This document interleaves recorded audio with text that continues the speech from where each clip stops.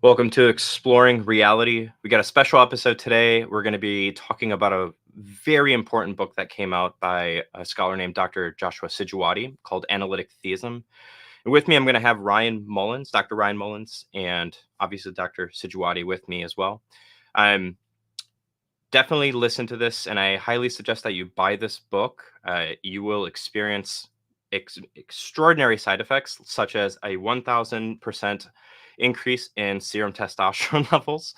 And you will gain tons of muscle intellectually and physically. Stay tuned. I'm about to bring them on now. All right, guys, how's it going? Dr.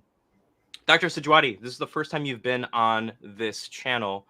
So why don't you just kind of introduce yourself, give people an understanding of who you are, and what we're about to do here today. Yeah, thank you so much for inviting me on. It's a great privilege. You've got great content, so I really enjoy your stuff. So thank you for having me on. Yeah, so I'm just a person who enjoys philosophy and theology and sort of this weird field of philosophy of religion. And so recently I published a book called Analytic Theism, where I tried to put forward an argument for God based upon contemporary metaphysical theories and concepts. And so hopefully I've been able to add something to the conversation. We'll probably see as we go through if that's been successful or not. Yeah, no, I'm on my second read through of this book right now, and I'm probably gonna have a few more because like 600 some pages. I was making jokes with Ryan how like right now for post like lifting cardio, I walk on a stair climber with a 30-pound vest on. And I was telling Ryan, well, I should just like strap the book to my chest instead. It's a thick book, but it's got so much in it. So why don't we just kind of go through little by little of the book, and we can kind of go piece by piece, kind of unpacking, not spoiling everything, but letting people understand just how big this book is and how much ground has been covered in it. So like, gosh, there's so many places I want to start, but I'll let you start where you want to start. How about that? Yeah, so I just to sort of resituate people with my own research. So I previously sort of delved into the area of natural theology, trying to put forward an argument for God's existence. In some early articles that I wrote on something called grounding and the existence of God. And then I wrote two other similar articles to that. And what I was doing, I was trying to use, the very, very famous philosopher Richard Swinburne's methodology and saying, do you know what, there's actually a lot of, I would say, there's an untapped reservoir of data within metaphysics, which can be, I believe, utilized in a natural theological context to show good reason to believe in God. And so my first sort of foray into this was utilizing Swinburne's methodology. So as people sort of will read through the book, there is sort of that imprint of Swinburne on myself with this book. He's been very influential. And it was also dedicated to him himself. So yes, he's been very influential. But what I did with the book, I decided to sort of move away from utilizing Swinburne's methodology. So just for people might be happy, they're not going to see any numbers in there, any calculations, any of those sort of probability stuff, which is very useful, very good. But I thought that I'll use another approach called inference to the best explanation, and this is a very famous sort of methodology. Why I like it, number one, is because it's sort of utilized in various areas and domains of knowledge, such as science and history. But I specifically utilized a method put forward by a guy called Peter Lipton, who's a philosopher of science who passed away quite a while ago. But he put forward a very important book, literally just called Inference to the Best Explanation. And he puts forward a methodology where he says the best explanation of some data is the loveliest explanation of that data. So what he means by that is any explanation we put forward that we deem to be the best is one that provides us with the deepest understanding of that data. And so instead of saying inference to the likeliest explanation, he says we need to look for the loveliest explanation. And he says when we do that, we will then find the likeliest explanation, because loveliness is a symptom of likelihood or likeliness. And so what I do then, I utilize his methodology, but I resituate it within a metaphysical context.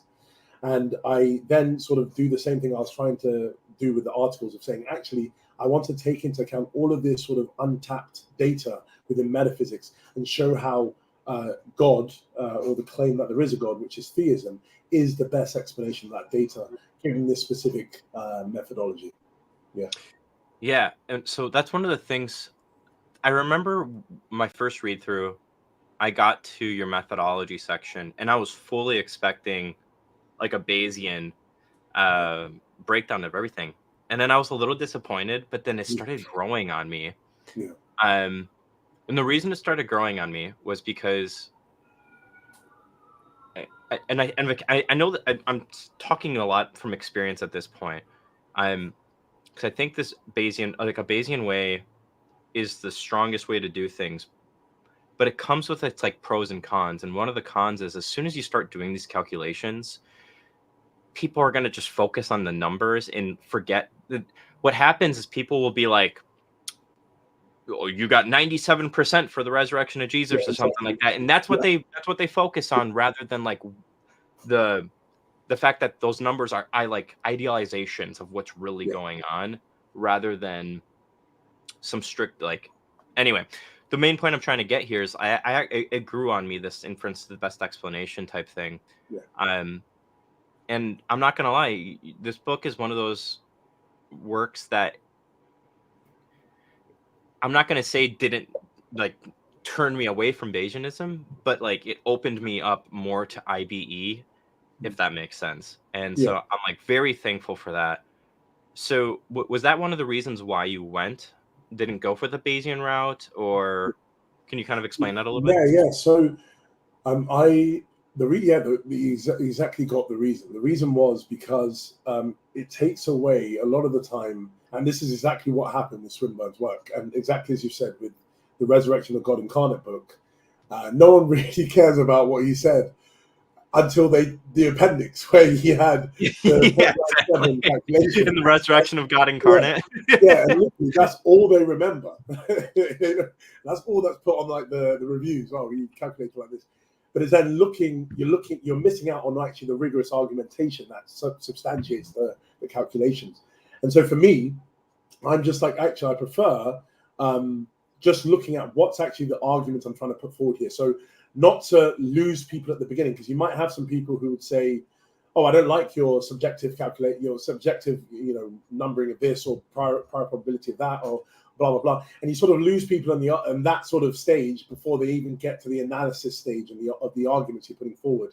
And so for me, I felt, and this is actually interesting, what Swinburne does himself in his Is There a God book.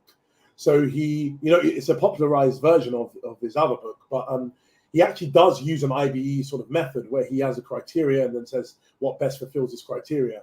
And that's sort of what I feel is better, because then you then again are just seeing what is he putting forward here, what is he actually arguing for. And so that was my main thing. I just wanted to hit it straight, the nail on the head. Let's have a really straight methodology. A lot of people will accept the methodology because it's a working thing within quite a wide range of fields.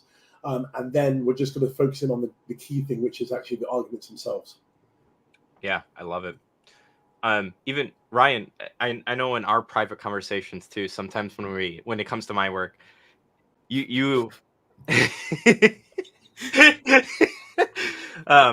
because a lot of for context, Joshua, Ryan and I are good friends, and I'm a Bayesian. Sometimes Ryan doesn't seem to like it so much sometimes. But what it sounds? What would you like? Are you a fan of the IDE style, or what's up? Yeah, I am, because I think the basic idea behind all the Bayesian stuff is you are trying to come up with something of like, this is plausible. This is the thing that makes the most sense. The part where I get lost with the Bayesian stuff is when the numbers are being thrown around, because I can never figure out like what my own, like how to like give a nice precise number for my own priors. I'm like, well, do I think the existence of God is like a 0.5 or a 0.6? I don't know, maybe a 0.8. I don't know. Like I just don't know how to like get it really that precise. Whereas when you're looking at like Swinburne style arguments of going the actual arguments, not just like the numbers part, I'm like, I know what's going on here. Like this really makes it very plausible that God exists or is the best explanation. And when I explain things to people without the numbers, they usually are able to follow quite well. But yeah, the numbers, it is such a distraction because you've got all these theologians so angry at the idea of doing apologetics. And then when Swinburne throws numbers around, they're like, oh, this is just the arrogance of man. And I'm like, sure it is. So yeah, so Josh, you get to like avoid all that nonsense, thankfully. Yeah, exactly. So yeah, I think it's just I mean, arguing for theism is difficult in itself. So having that additional baggage of trying to argue for the methodology you're even using, it's not worth that hassle. I love it. Yeah. All right, really quick here. Thank you for the super sticker, Kason, the Christian. And then Parker's here too. Oh wait, let's get this guy. Hey, Dan, love your work. I'm also really grateful for Dr. Sijuwade's work on monarchical Trinitarianism. And we also got Dr. Sijuwade. Do you know Parker Sedicase? Yeah. I literally just. So he's here. So glad for the lack of Bayesian there. And then thank you for the super chat. Parker says, I love you guys. Great. All right. So we did this. So we covered this inference to the best explanation. And you, instead of best, you say the loveliest explanation. Is that where you want to go next? Where what do we mean by that? Yeah, exactly. So Peter Lipton himself doesn't really go into the nature of loveliness. He does sort of bring forward some idea of it, but it's not very clear. So what I end up doing myself is then I combine his approach with the approach of a guy called Michael Keyes, who wrote a really good article called Systematizing Theoretical Virtues, where he goes through the main virtues that philosophers of science have utilized in sort of analyzing theories. And so he sort of puts them into 4 virtue classes. So you have the evidential virtues, the coherential virtues, the aesthetic virtues, and the diachronic virtues. Now, within each of these classes, you then have some virtues. So within the evidential virtues, you have evidential accuracy, which is, does the theory fit with the data? So it's a very basic one, just a theory fit. The second one is causal adequacy, which is, can we identify the causal mechanism behind the theory that actually leads us to expect the data? And then the third one is explanatory depth, which is the idea that, do we have a really deep explanation that sort of allows us to also deal with counterfactual questions regarding the data and the cause? So it's really saying, do we have all of these evidential sort of aspects of the explanation? So that's the evidential virtues. Second one is the coherential virtues, which says, the first one is internal consistency. So are the components of the specific theory contradictory? Does it entail a contradiction? The second one is internal coherence. Are they harmonious? So do they sort of flow well together, the components, or is there some sort of ad hoc supposition added? And the third one is universal coherence. Does the theory that we put forward, the entities that are postulated, do they fit with the other entities in neighboring fields outside of what we're looking at? So that's the coherential virtues. The third one is the aesthetic virtues. The first one is beauty, which is basically, it's a very superficial one, but it just says, for a properly functioning person, would they find the theory aesthetically pleasing? Now, Michael Keyes sort of says this virtue is reducible to simplicity and to unification. So simplicity and unification are the second and third virtues in the aesthetic virtues. So simplicity just says, quantitatively, do we posit the fewest number of things? So is the fewest number of objects, properties, relations? And then qualitatively, do we posit the fewest number of ontological categories and ontological kinds when we are postulating our theory? And then unification is just the idea, do we have a small base, a singular base, that is able to unify disparate forms of knowledge? So we're able to unify many theoretical postulations by a very simple basis. And so that's sort of the aesthetic virtues. Then the diachronic virtues are things to do with like fruitfulness, but I'm not going to go into the diachronic virtues just because basically what I do in my utilization of his virtue classes with IBE is that I say in a metaphysical context, the diachronic virtue classes are going to actually fall out of our analysis, because when we're doing metaphysical explanations, we are normally looking at retrodictive explanation. So we're trying to explain things that have already occurred, already exist, instead of predictive explanation. We're not trying to predict phenomena that we are going to discover. So we're not really expecting there to be sort of a diachronic virtues that we expect a theory to hold to. So I then say that a lovely theory, in the sort of defined sense, is a coherent theory that minimizes theoretical commitments, maximizes explanation, and unifies all theoretical postulations. So that sort of brings together all of the three virtue classes, and that's what I take a lovely explanation to be. Awesome. That, and I'm one of the things that I was really thankful for is that you actually took a lot of time to explain these criteria and the different theoretical virtues, because this is like, how do I explain this? There's a lot of books out there that try to take this type of an approach, and there's tons of people that try to take this type of approach, but the amount of work you put into actually cashing out the theoretical virtues and the criterion really sets the stage for like a lack of confusion as you go into stage 1 and stage 2, which I'm really thankful for. Is there anything else that you want to talk about or touch on when it comes to these theoretical virtues? Or Yeah. So just maybe on the further modifications within a metaphysical context. So when it comes to the aesthetic virtues, specifically simplicity, I would say that we need to, in a metaphysical context, use something called Schaffer's laser.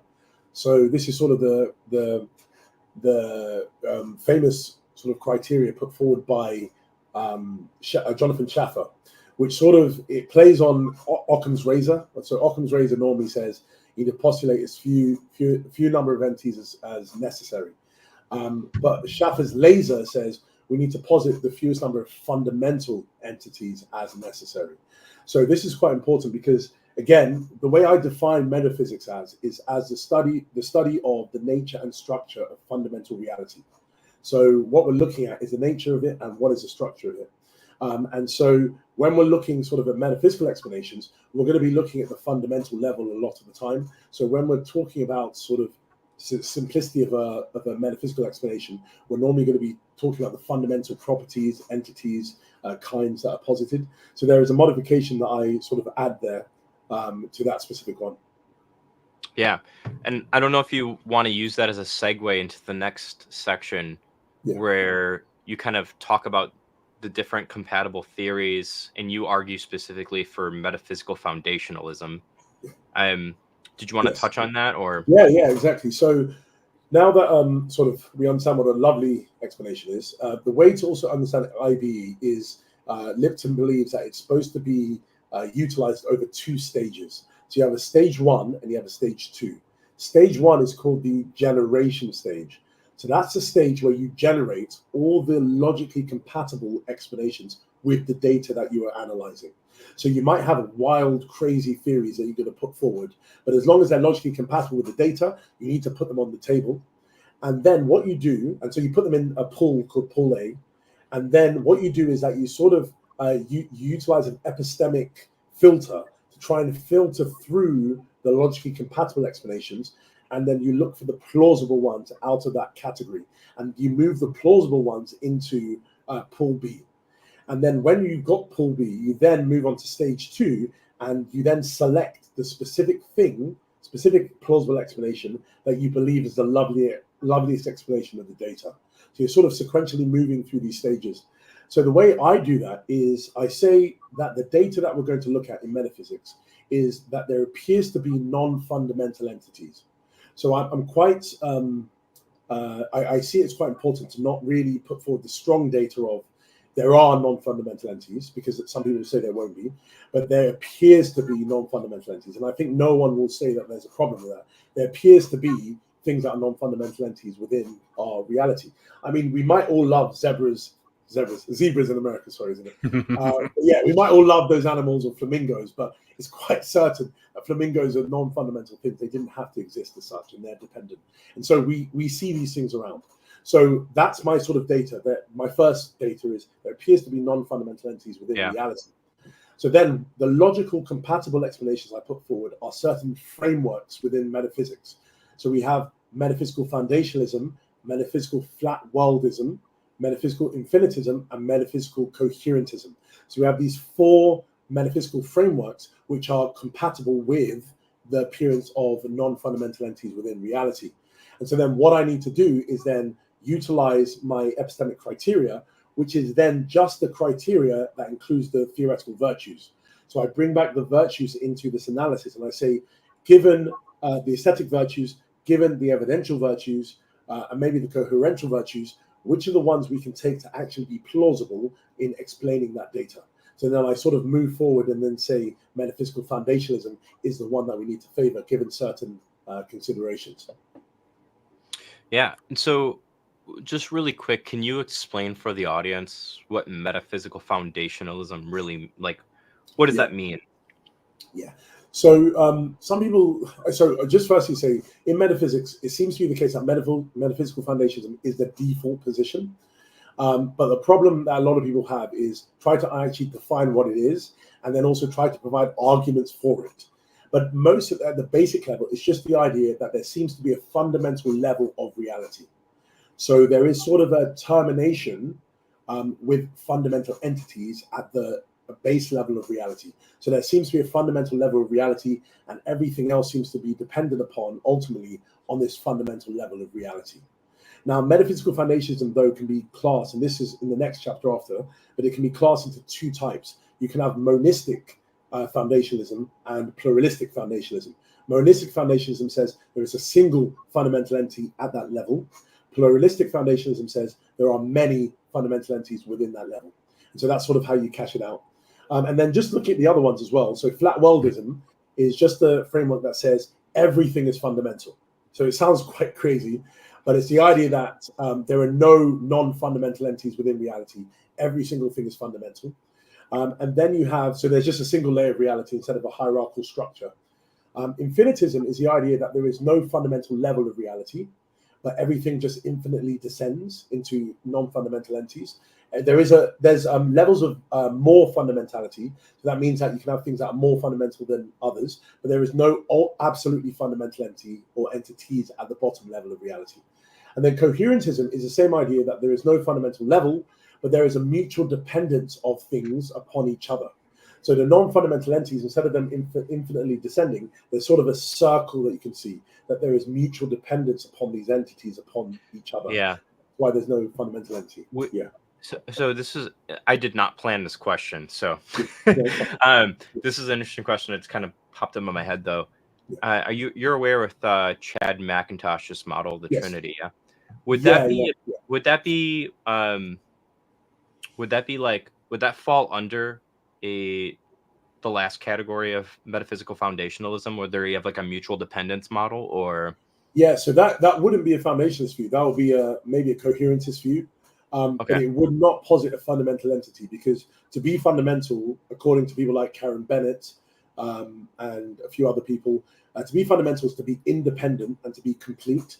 So what that means is independent means you have no dependence relation upon anything else. Normally this is cashed out with grounding, but you're not grounded by anything else. And complete just means that you ground ultimately everything else. So you're the unground ground. But if you have the Trinitarian persons being mutually grounded or something like that, then you don't seem to have a fundamental entity within that cycle. So with my Trinitarian view myself, I take the Father to be the fundamental entity, because he's not grounded by anything. He grounds the Son, the Spirit, and then ultimately everything else. Yeah, I was just curious how. I literally just made that connection while you were talking. That's all. Sorry about that. That's good. No, that's good. Good stuff. That was okay. Great. That was super helpful, and you actually answered some of the follow-up questions I was going to have for you in the middle of that too. So from there, in chapter 4, you kind of step into that stage 2. Do you want to talk about a little bit what that stage 2 looks like, or? Yes, yeah.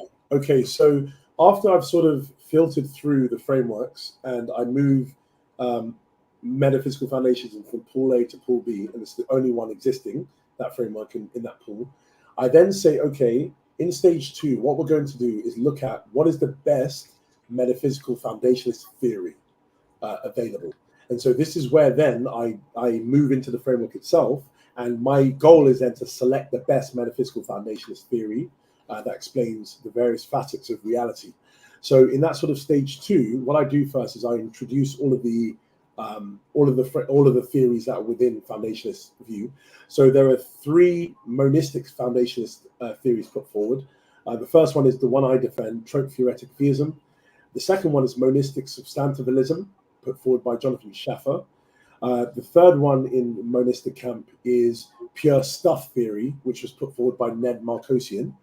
And then in the pluralistic camp, we have three others. So with the first pluralistic foundationalist view is mereological bundle theory, put forward by Laurie Paul, so L.A. Paul. And then we have extended simples theory, which is defended by people like Chris McDaniels.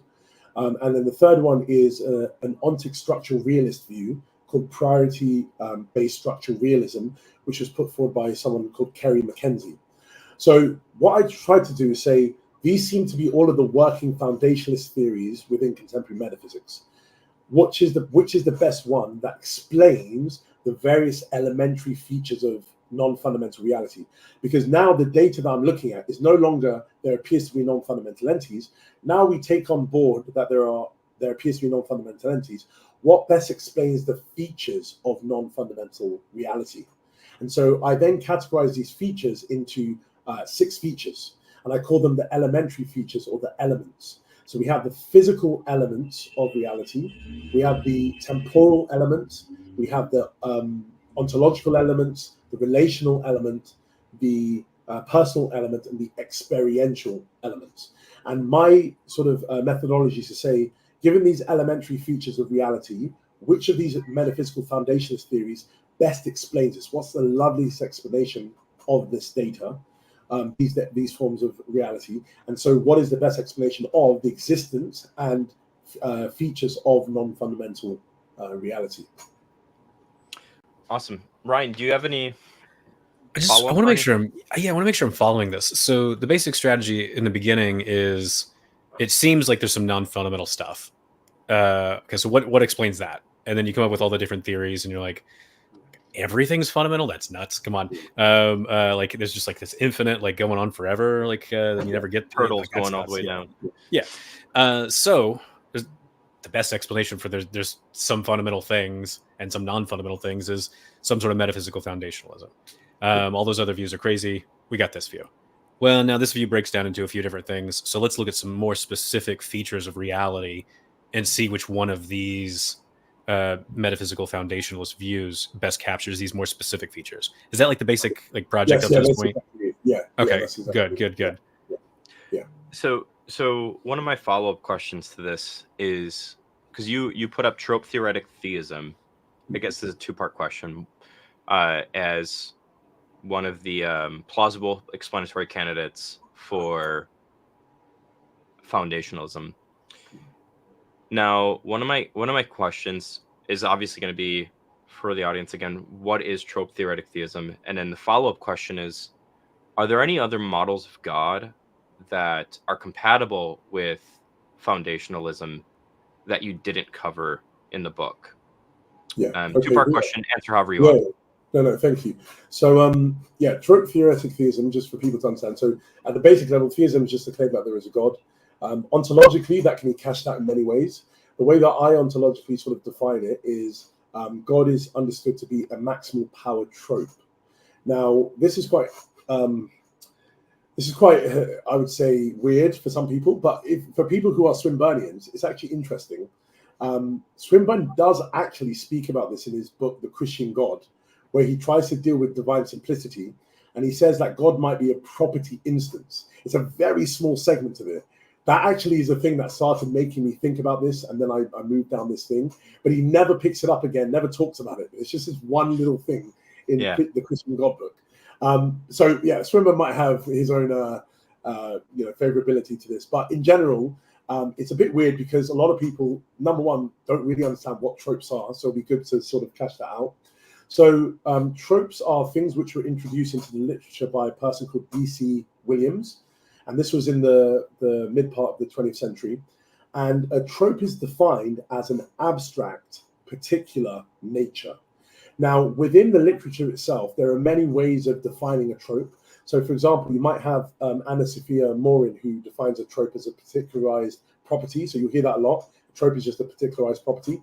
But actually, classical trope theory, in line with D.C. Williams and Keith Campbell, it defined them as an abstract particular nature.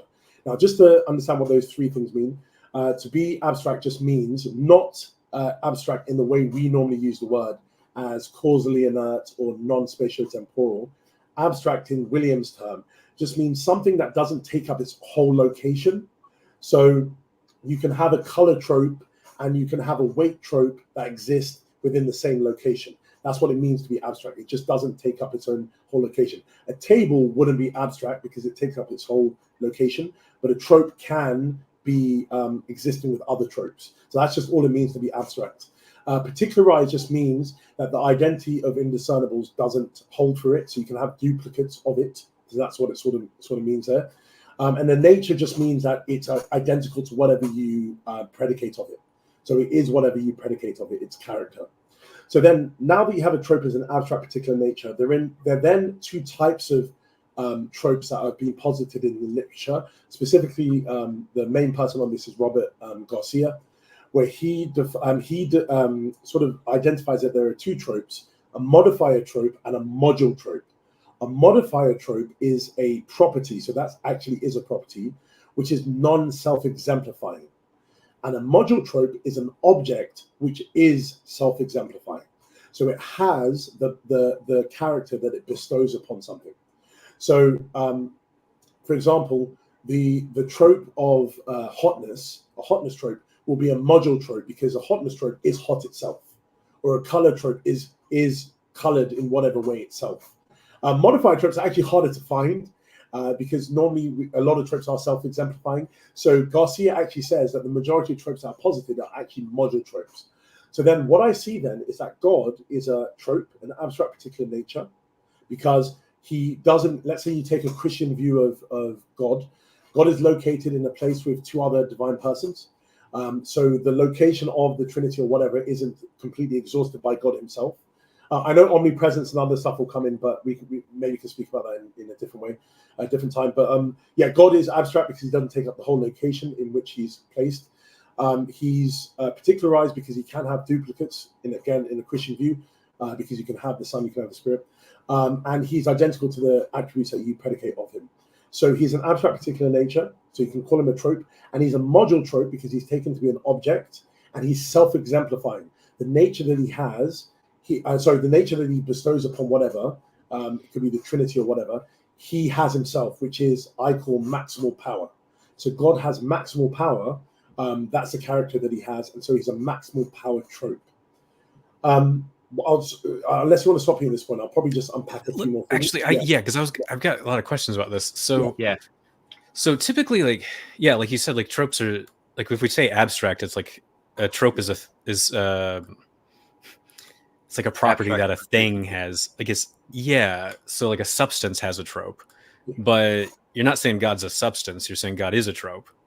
So yeah, can you explain that a little bit for everybody? So that's a good thing. That's a good clarification point. So module tropes wouldn't be instantiated or possessed by substances. Those will be modified tropes that do that. Module tropes are normally seem to be things that can bundle together in a compresent bundle and then make up a substance itself. So substances wouldn't normally, when you hold to like module tropes and classical trope theory, you probably wouldn't hold to a substance ontology as well. So you'll probably hold to a bundle ontology where you'll say actually all these objects come together to form the substance itself. But if you do want to hold to substances, you'll probably say the tropes that are exemplified by or possessed by a substance is a modifier trope. So someone who will hold to that is like Jonathan Lowe, so E.J. Lowe, who does hold to tropes, so he calls them modes. They will be modifier tropes because they are characterizers of substances. But module tropes don't have to be possessed by substances. They can be freestanding things themselves. Okay, so that helps a lot.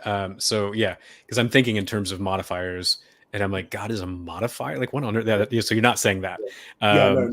Right. So okay, so it's more like a bundle theory, in the sense that you've got these different module tropes, and you can build a substance out of them. Yeah. But with the case of God, though, it's just the one trope, so it's not like God's a bundle of tropes. Is that correct? Yeah, very good. Yeah, so bundle theory is not actually essential to classical trope theory. So a lot of classical trope theorists who just hold to there being tropes, they also affirm something called bundle theory, but you don't actually have to do that. So again, with like Lowe, he does hold to tropes. So he holds to classical tropes in the sense of modifiers, but then he will hold to an Aristotelian substance ontology, and he wouldn't hold to bundle theory. So it doesn't have to come along with it. So for me personally, as I actually cash out in the book, I hold to things like Lowe's ontology when it comes to non-fundamental reality, so substances, universals, modifier tropes. But at the fundamental level, I posit one trope. So my theory could be that there is just a singular existing trope that exists within reality, and that's it. But there could be, someone could also hold to the view where there are many tropes as well, not just at the fundamental level. But at the minimum level, I just say there is at least one trope. And the key thing is tropes are freestanding, so they don't have to exist with other tropes as well. So you can have one single trope existing. Okay. Yeah, so God's not a bundle, just a single trope. Yeah, no, he's not. So you don't have to hold to bundle theory. I mean, there could be a way of making sense of that as the Trinity makeup. I don't know, but you don't have to hold to that thing. You can just hold to there being a singular trope, which is God. And then if you want to hold to bundle theory for other objects, you can, or you don't have to. But at the fundamental level, I'm just positing one singular trope. It's funny you bring that up because that was something I was thinking about this morning in the gym. Yes. The gym is the best place for thinking. I'm not joking. I'm not joking. I've read most of my books in the gym between my sets. So right now, for my lunch hour, I typically do cardio, and as I half of my reread time with analytic theism has been on the exercise bike. It is a great place. Okay, so one concern somebody might have that's newer to philosophy of religion and metaphysics when it comes to trope theoretic theism is they might hear this and think something along the lines of like, okay, so are we just saying God is omnipotence and that's it? Like, how does a mind come in? And I don't want to make the stream too long. So do you have like a simple thing that would calm the nerves of somebody that is hearing this for the first time? Exactly, yeah. So I deal with that problem. Firstly, I take Swinburne's view of the entailments of all the attributes of God from omnipotence. So his latest version of Coherence Theism, the second edition, he sort of reduces God's nature just to essential omnipotence, and then he believes everything comes from that. I hold to that view, but I change it slightly in that I don't believe, and this will probably get to right, because I know you're not into your classical theism, but I take, instead of there being an entailment of goodness, knowledge, and all the other attributes from power. Maximal power is the base level attribute, but then God has something I call aspects, which I borrowed from a guy called Donald Baxter, which aspects are just qualitatively differing ways in which something is. So basically I say that knowledge, goodness, and all the other attributes of God are just different ways in which power is. And so they are numerically identical to his power.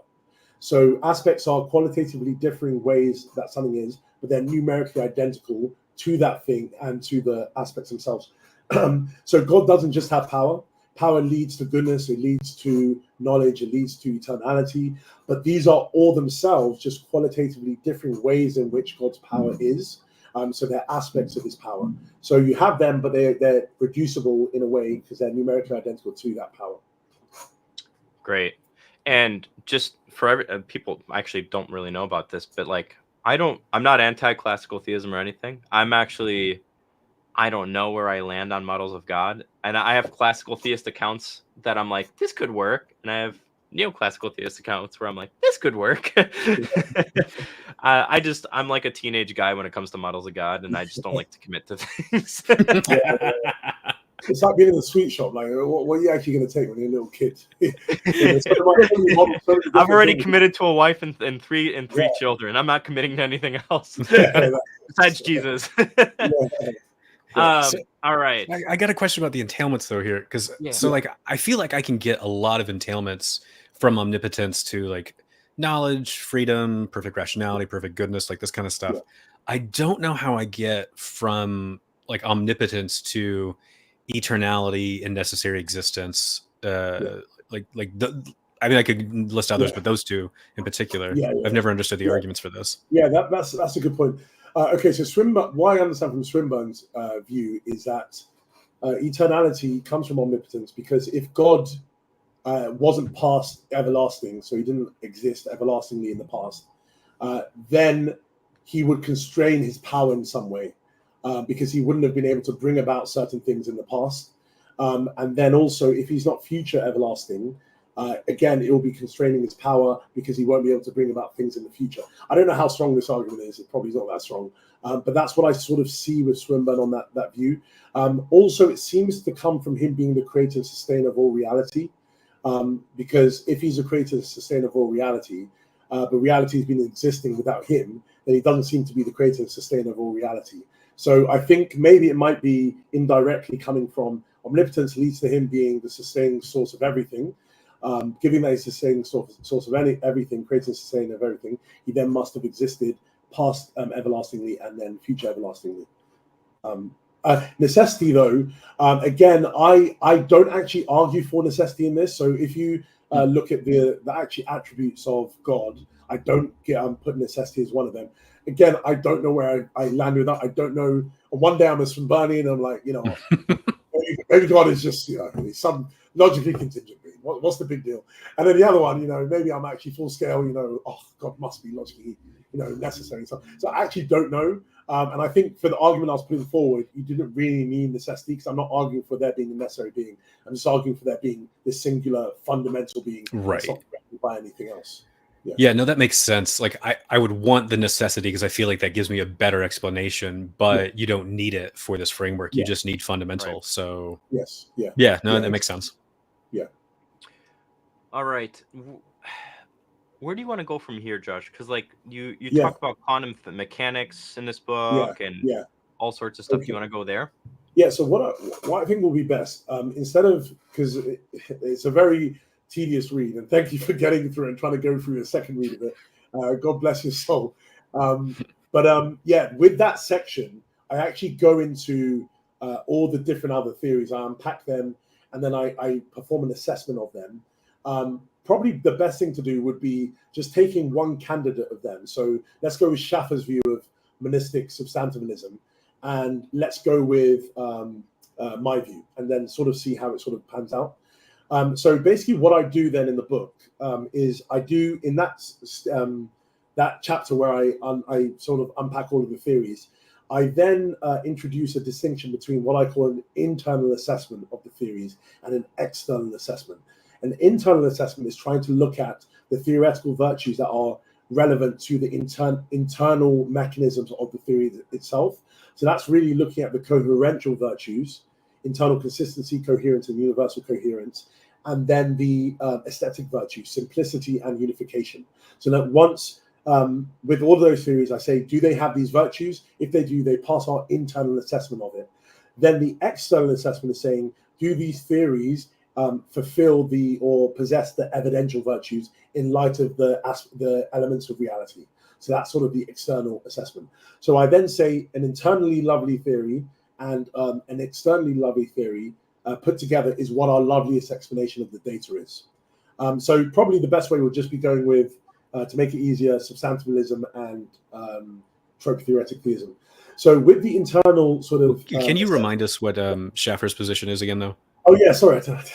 Yeah, because we just went through a whole detailed analysis of trope, and I was like, what exactly is Schaffer's view? No, thank you for that, Ryan. So Schaffer's position, monistic substantivalism, is just the idea that the cosmos of the universe, or the universe, is the sole fundamental entity. So in the fundamental level of reality, we don't put all the little small sort of quarks or properties or whatever that make up everything. We actually put the whole total universe itself. And everything else is dependent upon the universe. So everything else is non-fundamental, and the universe itself is fundamental. And so what he then does is that he takes all of the macro and microscopic objects that exist within reality, and he says that they are proper parts of the cosmos itself. And what he does then, a further thing, is he holds to what is called identity monistic substantivalism, which is the idea that all the non-fundamental objects are actually spatio-temporal regions of the universe itself. So we do not exist independent of the universe, because there's a dualistic substantivalist view, which holds to objects existing and the universe exists. But then the identity view says, actually, there are not really any objects. All the objects that exist are just actually spatio-temporal regions of the universe itself. And so all the properties we have are actually pinned onto the universe itself as spatio-temporal regions of it. So what I sort of do is I put forward Schaffer's view and all the other views, and I say that you have the theory and you have certain governing principles over the theory. So one of the principles is called priority monism, which is quite famous in the literature at the moment, which is sort of what I was alluding to, the idea that the parts of the whole are dependent upon the whole itself. So the whole isn't dependent upon the parts. Normally we see that we are dependent upon our parts existing, but actually no, the whole itself is the thing which is the independent entity, and the dependent entity are the parts. So when that comes to the universe is the whole, and the parts of the universe, sorry, the objects that make up the universe are the non-fundamental things which are parts of it. So that's one of the governing principles. But then also with trope theoretic theism, I take certain governing principles called axiological principles. So I take 3 axiological principles that govern our understanding of value, but also a lot of theists will be happy to affirm this. So the first one I call is the goodness principle. And this is a principle which says that there is value in everything. So everything has a certain amount of value. This doesn't mean they all have the same level of value, but they all have some value. So everything is good, or everything has some form of goodness. The second one is the diffusiveness principle, which just says that goodness is diffusive of itself. And the third one is the plenitude principle, which says that it's good for potentialities to be actualized. So the more potentialities are actualized, the better the reality is. So it's good that we have all these potentialities being actualized. So all of these principles, by the way, they are not wedded to theism. So you can affirm these axiological principles without being a theist. So, for example, oh gosh, it just completely he left my mind. He's a great scholar, but he wrote the book, The Intrinsic Value of Everything. Completely forgot his name. But yeah, basically, I got this principle from that work. So the intrinsic value of everything. And then the second principle is the diffusive principle, which is a very famous sort of Neoplatonic principle. We have a lot of sort of theologians, philosophers who have held to it in the past. And the plenitude principle actually comes from David Lewis, who is definitely not a theist. So he used that in cashing out his modal realism. So anyways, I take these 3 axiological principles about goodness, and I take theism, and this is sort of the theory and the principles that I'm going to use to explain the data. And then I take Schaffer's view, and I take the principles that govern it, and I say, let's take these on board and see if they explain the data as well. I don't know if you want to pause there, or if you... For a second, at least, yeah. I don't know what Than's thinking. On the intrinsic value of everything, Scott Davidson. Oh, Scott That's Davidson. why I was thinking it was Scott Davidson. Yeah, okay, good. Yeah. So these 3 principles, like they're very old. I mean, like, so the first one's like connected to like the great chain of being that you see like in Augustine, for example. Yeah. So everything on the great chain of being is all the possible beings that could exist, and everything on that chain has some level of value. Yeah. And so you see it in Augustine, you see it in a lot of Neoplatonists. Yeah. And then the second one, like goodness is like necessarily self-diffusive. You see that in Pseudo-Dionysius. And sometimes it's just called like the Dionysian principle. Yeah. And then you see the principle of plenitude in Dionysius as well. So sometimes these things get conflated, and the way it plays out in the history of Christian thought is wild, because you'll see everyone like flirt with a lot of these principles, but they never want to just go like, yeah, God diffuses everything. What was this guy's name? His name was Bruno, I think was his last name. It was like in the like early Renaissance kind of time period, and he got like condemned for saying like, yeah, God actualizes all the possibilities, and everyone's like, oh wow, okay, no. So there's a whole weird controversial history to these things, but but they played a big role in the history of philosophical theology. So I just thought like it would be nice to highlight to like people. There's a lot of precedent for these 3 principles. Yeah, that's great. Oh, thank you very much. Would you want me to just go on and sort of unpack how these 2 theories then explain the elements? Is that what you're let's do that. Yeah. Okay, so let's just say we take these 2 theories, and let's just say we forget the other ones. So what I was saying to you before is that now we're looking at non-fundamental reality and the features that it possesses. And so, as I said to you, there are sort of 6 features that I look at, and I'm trying to explain these elementary or elements that I call them of reality. The first one is the physical element of reality, and this focuses specifically on quantum mechanics.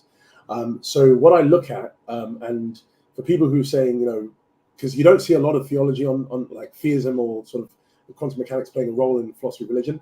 But it is quite important because, like, I quote, for example, David Wallace, who's a very influential philosopher of physics, who says that, in a paraphrase form, that quantum mechanics is the most evidentially grounded theory within science.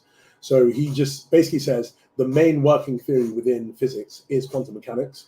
The problem is, how do we make sense of it in light of a general theory of relativity? And then you have quantum gravity and problems like that. But actually, evidentially, in the evidential sense, it is the working theory. And so I was sort of thinking, well, this needs to be, part of the discussion when it comes to these metaphysical foundationalist theories. So I look at quantum mechanics, and specifically, I look at two aspects of it. I look at the existence of the wave function, and I look at the event of the wave function collapse. So the wave function, specifically what I look at is something called wave function realism, which is a view that's growing in sort of precedence at the moment. The thing is about the philosophy of physics, which a lot of you will know, a lot of scientists just don't care about these ontological questions. But those who sort of do, and who do sort of like philosophize about it, they sort of do sort of affirm like a wave functional realist view. So you have people like Sean Carroll, for example, who's a sort of quite prominent as a popularizer of it. He's a big wave functional realist guy. You have a guy called David Albert and another person called Alyssa Ney. And these people have sort of said, we need to sort of understand what the wave function is. Now, at a basic level, the wave function, and this is what everyone agrees with, is it's a mathematical tool that expresses the possible configuration states of the quantum system that we are studying. Now, I'll sort of unpack that a little bit more as we understand what the ontology of this is. But wave functional realists, they don't see the wave function just as a mathematical tool for our calculations. They actually see it as a physical object that exists within a high dimensional configuration space. So basically what they posit is that there are two spaces. You have R3/4 dimensional space, and you have this configuration high dimensional space. It's normally like a 3n space. So you have 3 dimensions for every particle that exists within our lower dimensional space. And in this higher dimensional space, you have this field called the wave function, which exists within this space. And what these wave functional realists say is that the wave function is the fundamental entity, the physical fundamental entity, that everything within our lower dimensional space is grounded upon. So us as macro objects, microscopic objects, they are all grounded upon this other thing existing in a higher dimensional space called the wave function. So I just take that view into account and say, okay, let's say that this is correct. Let's say that there is this field that exists in a higher dimensional space. So that's the first data. And then the second data that I look at is the collapse of the wave function. So this normally, I don't know if you want to jump in before I go into that, or would you be happy? So I know I've said a lot already. Or not on my end, because if we get deep into the weeds on quantum physics here, we're going to be here for a while. That's true. Okay. So this is one of those areas, unless you guys think we should go into it a little bit more. No, it's fine. I think we should keep it here. Yeah, okay, yeah. So the second bit of data is just the collapse of the wave function. So this is the one that some people might have heard of. So it's the idea that the wave function collapses into a determinate state under observation. So this is called the measurement problem. So you might have heard of the double slit experiment or Schrodinger's cat. So I'll just sort of, for your audience, I'll just unpack what Schrodinger's cat sort of experiment was. So Schrodinger was an individual who was big on quantum mechanics, but he's found that it was very weird, and so he gave this thought experiment. So let's say you have a cat that's locked in a box, and you have, let's say, like an electron or a particle or just some subatomic particle or something like that that's in this box, and you have a counter, you have a Geiger counter which can sort of read the decomposition of this particle, and then you have a vial of poison. And so let's say the particle decomposes, it will then set off the counter, which will then set off the poison to kill the cat. But then let's say it doesn't decompose, then nothing will happen and the cat will be alive. Now, the problem that you have is that within quantum mechanics, one of the things about quantum mechanics is called the linearity principle, which is the idea that all quantum systems are in superposition states. That means that you have, let's say, a particle or an electron, which is in a spin up state and in a spin down state at the same time. Or let's say you have the double split experiment and you send a particle through, the two splits. What happens is that the one particle goes through both splits at the same time. So that's what you see happening. So you have this interference. We have the particle there and the particle there, but it was supposed to just go through one, but it ends up going through both. It's at two positions at the same time. So you have this superposition. Now, what happens is that all microscopic and then macroscopic objects, because of entanglements, will end up in this superposition. So what happens then is when the box isn't opened, the cat has to be in a dead state because the particle is decomposed, and it has to also be in a live state because it has not decomposed. But then when we open up the box, we only see one of those states being the case. We either seeing it being alive or we're seeing it being dead. And so what happens here is that we have this superposition disappearing into a determinate position where you have dead or you have alive, you have spin up, you have spin down. We never observe the superposition. But given the mathematics of quantum mechanics, there has to be these things being in these superposition states. So the question is, why does this happen? Why does this occur? Now, in the book itself, I just adopt what's called the Copenhagen interpretation, which is the orthodox view of this, which basically says, yes, the wave function collapses into determinate state. That's what happens. We don't know what the ontological ground or mechanism for this is. You just need to shut up as a physicist and calculate. That's literally it. And so they just literally said, you just got to stop talking about this and just calculate and do your job. There's no sort of ontological reason for this occurring. It just happens. And so I say, okay, let's say we have the wave function existing, and let's say we have it collapsing. Why does this occur? Now, one thing I just want to highlight is a question that might deal with a problem that might be brought up by someone by saying, why should we take this on as data? Because I'm using the term data. And I use the work of a guy called Russ Schaffer-Landau, who's very big on like moral philosophy, but he's written a book with Teres Cuneo and others, where he tries to put forward the idea of what do we mean when we use the term data? And data is just certain statements or claims or propositions that we have reasons to believe on the onset of our inquiry. So in the onset of our inquiry, if we have reasons to believe these claims, then we can take them on as data. And so you'll have a lot of people who are scientifically leaning saying, oh, there's only scientific data, but actually that's not the case. Anything that has good reasons to take on board, we then can take them on as data as the onset of our inquiry. So that's why in the book, I make sure that with all of these things, I look at the wave function, the collapse, I look at all the reasons that I put forward for it, so then we can take it on as data. So then I take these on as data and say, well, what best explains the existence of the wave function? What best explains the wave function collapsing? And so with trope theoretic theism, I say, well, it seems to be the case that we have evidential accuracy, causal adequacy, and explanatory depth. We have the fitting with this because there'll be good reason why God will want to bring about the wave function. Because given the goodness principle, because what Scott Davison argues for with this principle is that the more complex a physical entity is, the more value it has. So, for example, my computer seems to be more valuable than a rock. Even though the rock has value, has less value because my computer has more complex constituents. Now, the wave function and what it fulfills the role in grounding all of reality is one of the most complex entities that can exist. And so the goodness, the value of that entity will be very, very high. And so given that God will be guided by these types of principles, he would then want to then bring about something like the wave function because of the amount of value that it will possess. And then also given the diffusive principle, because the wave function plays a role in diffusing existence to everything that it grounds, it will then be diffusing some form of goodness, which is existence itself. And then also plenitude, because the wave function literally realizes every possible state because of the superpositions, everything is literally in a superposition, God then will have good reason to bring this about because all potentialities will be realized. So given these principles, given that God is maximally good, that means he'll do any good action if there is one. These principles give us reason to believe, and the existence of God, that there would be a wave function. And then I also say we have good reason to believe that the wave function will collapse.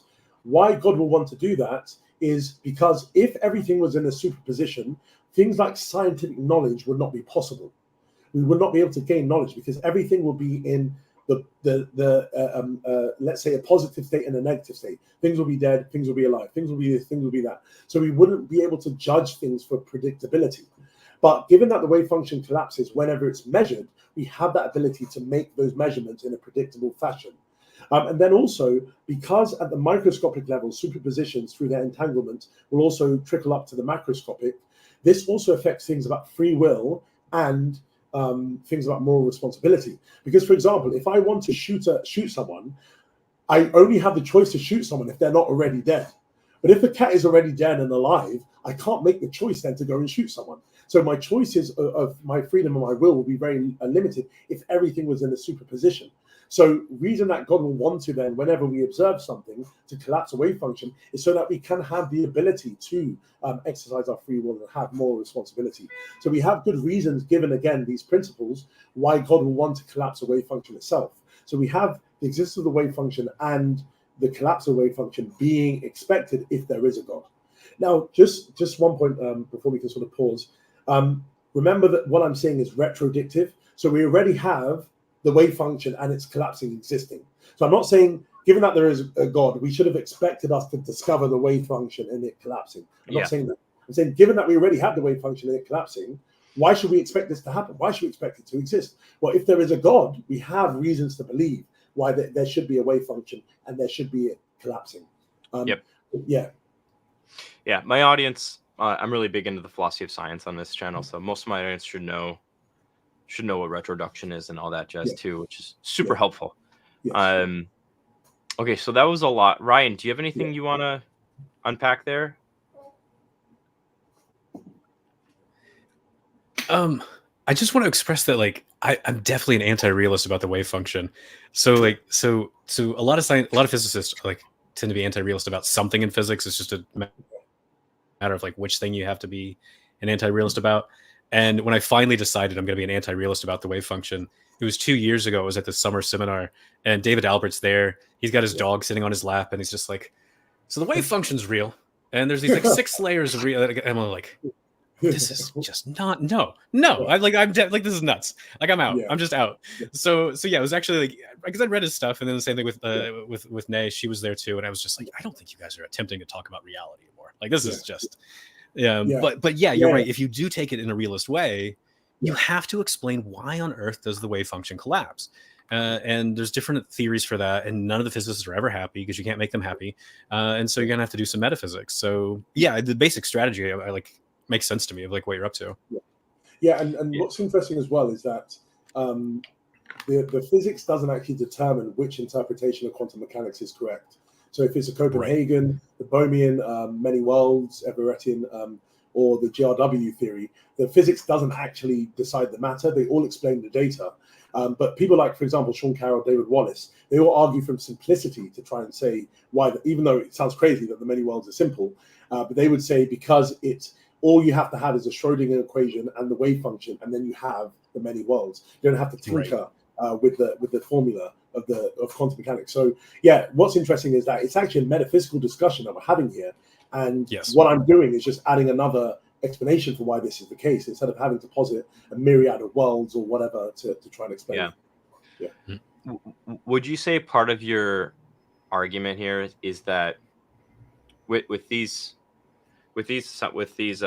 theories regarding quantum physics, are you saying something along the lines of like, look, if this is the case given theism, like, we're just getting the best of both worlds kind of a thing where all things are being actualized, and at the same time we still have also these other values that we can exemplify through scientific discovery, and like without the wave function collapse, you wouldn't be able to make art or anything like that. Like, all these things can actually be instantiated because of this.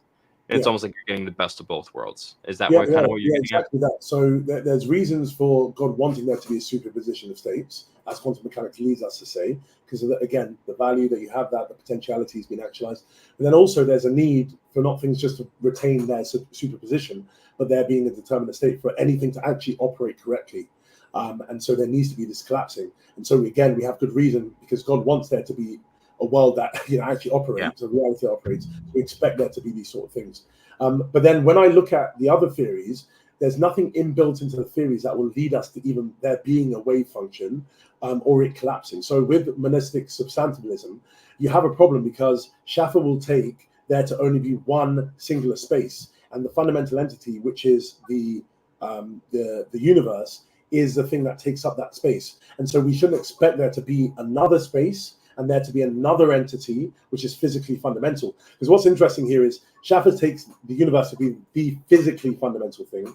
Wave functional realists take the wave function to be the physically fundamental thing. So there seems to be some problem here, because what I'm arguing for is what's metaphysically fundamental.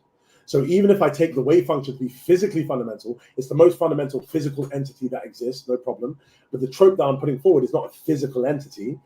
So you can still be fundamental, but still corresponding with what we say in wave functional realism.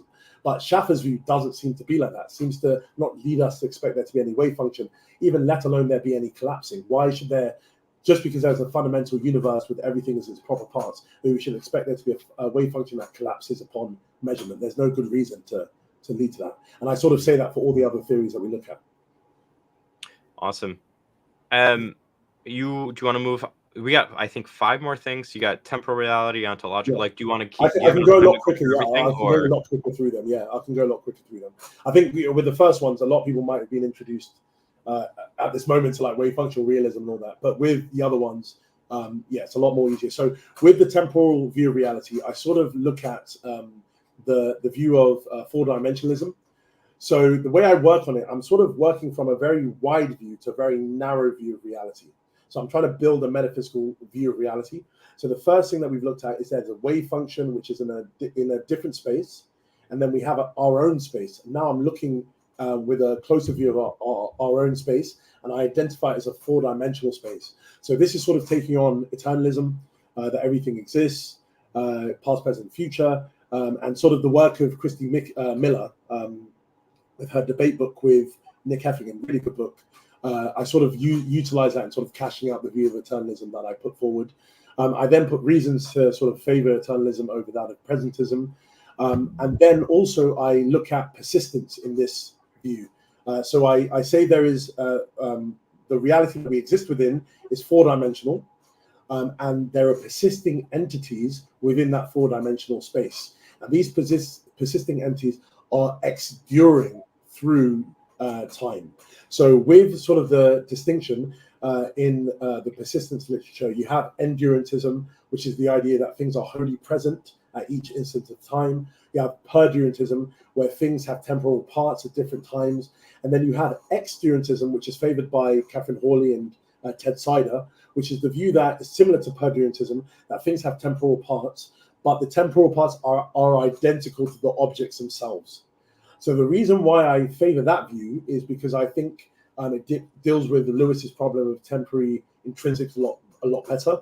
To not sort of get into the weeds, I'm just saying that, yeah, it's sort of, I believe it's the best version of persistence. And so I take this four-dimensional reality, I then take the four-dimensional reality to have persisting entities that endure through time. And then I try and say, well, what's the best explanation of that given our theories? Should we expect there to be a four-dimensional reality given a God? Again, I say yes, because the principles, if you think about the complexity of four-dimensional reality, it seems to have a high amount of value. It seems to be also that because we have past, present, and future existing, there seems to be all the different potentialities that are actualized. Everything that is past still exists. Everything that's present as such still exists. Everything that's future, again, as such, still exists. And so we seem to have all of these potentialities being actualized. And we also have a diffusiveness through each moment of time. So basically what I'm saying, we should expect, again, with God and the principles, that there will be a four-dimensional reality with external entities. But again, we just don't seem to have any good reason to believe that the substantialist view should lead us to there being a four-dimensional reality. Now, this is important, though, because four-dimensionalism is inbuilt, actually, into Schaffer's own view. So Schaffer just says that the universe is four-dimensional, and he just takes it to be the case. But what I'm saying is, we don't have any good reason to take the universe to be four-dimensional. So it's not good just to build it into your theory and say it's four-dimensional, but we don't have any good reason to actually say reality is four-dimensional. Why isn't it three-dimensional? Why isn't presentism correct? Like, what good reason do we have from that theory itself to lead us to believe that there will be an eternalist world that has exterior entities? God allows us to do that, but monistic substantialism and the other theories don't really lead us to expect that, without having to inbuild them into the theories themselves.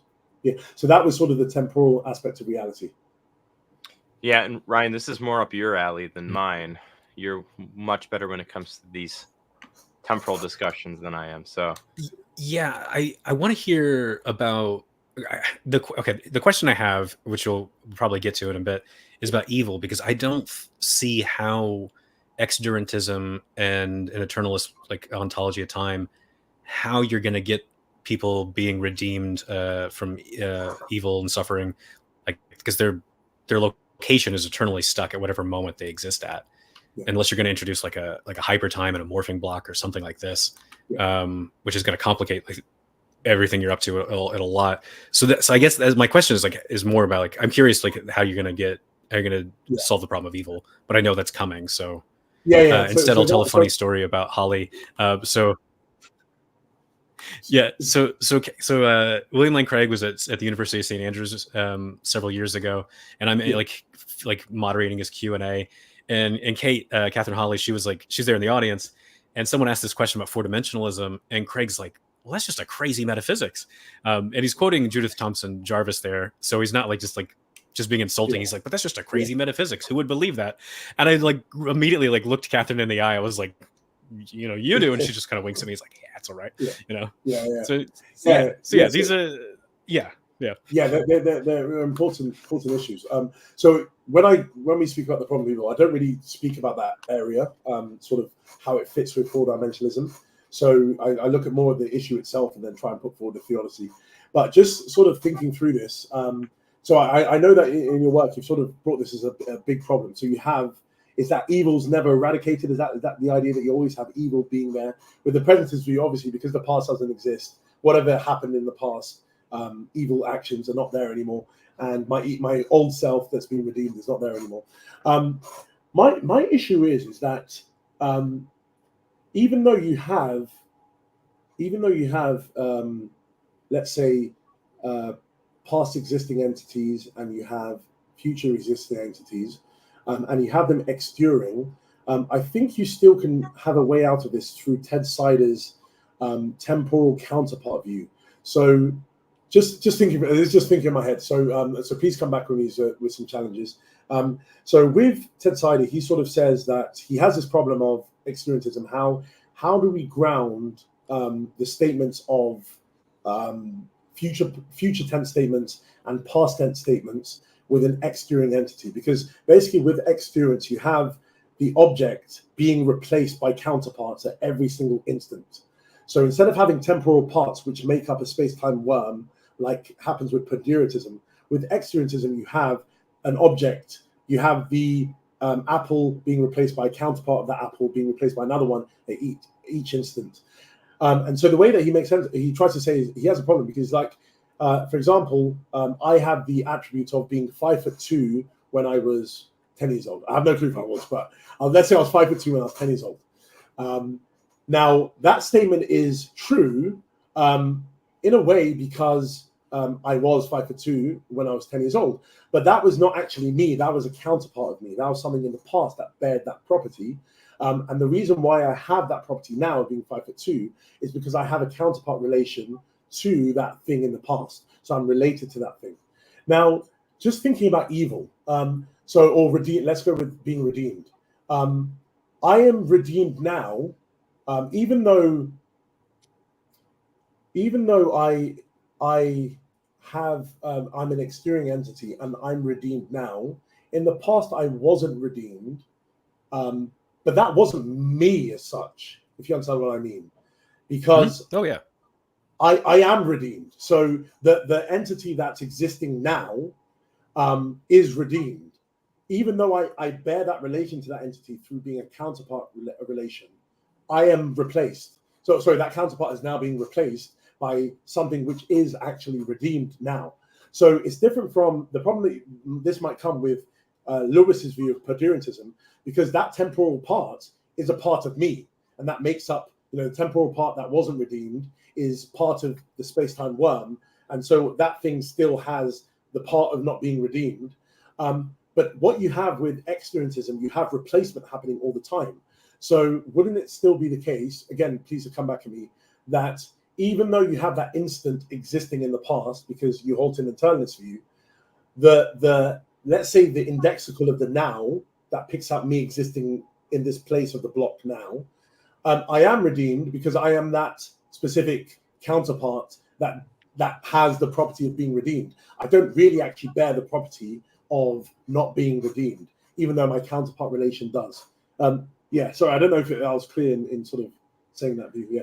No, yeah, it's a different question that I have. So we should probably talk about this another day, because it's going to be a longer conversation. Yeah. But so here's the worry that I have is the individual counterparts themselves. So the individual counterparts that are suffering, they're just eternally suffering at that moment, and that's it.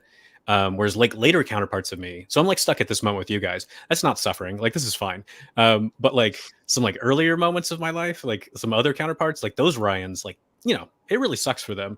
And then they could be like, well, but like later counterparts, you know, like other Ryans, they're enjoying like resurrection, the beatific vision. Yeah. Well, screw them, because I'm stuck here at this moment that's awful. So like that, these are the kind of worries I have. But like I said, like I think this is like, we should probably have a better, like a longer conversation about that one. Because otherwise we're not going to get through the other parts of your book. Yeah, but that definitely is a live issue, and so yeah, something that does need to be addressed. But yeah, thanks for that, Ryan. Yeah. Awesome. So the next section, you have ontological reality.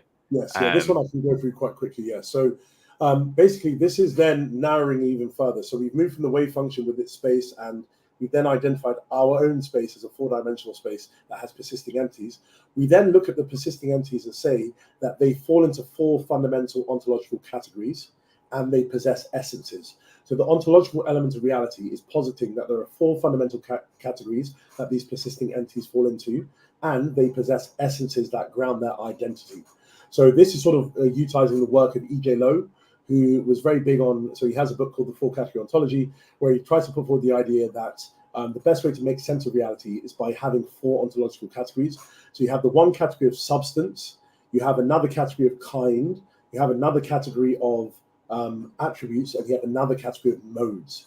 So yeah, again, I was saying this with another podcast, but I'm going to use the term tomato. I know it's tomato over there, but yeah, just go. Yeah, so you have tomato. So let's say you have a tomato, which is an object. So that falls into the category of object as tomato, and then it instantiates the kind tomato, and the kind tomato is then characterized by the attributes that make tomatoes what they are. So that could be redness, that could be shape, that could be taste, whatever it is. It directly characterizes the kind itself. And then the attributes of redness and all of those sort of things, they are then instantiated by modes, which those modes then characterize the object. So there's sort of a square that's painted here. It's called the ontological square. And so what Lowe says is that having these categories are necessary because they have the most explanatory power. Number one, in the scientific context, they're very good for grounding our laws. So instead of having to go with the Armstrongian view of natural laws, he sort of puts forward a different view. It makes sense of our dispositions and our categorical states. And so there are a few reasons that he puts forward. So again, I can take them on as data because I look at the reasons that I put forward. So we have some reasons put forward at the onset of our inquiry. So I say there are these four categories that all these persisting entities fall into. I then say that these entities also possess essences. So the way that I look at essences is through the work of Kit Fine, which has been very influential. So an essence is just what it is to be an entity.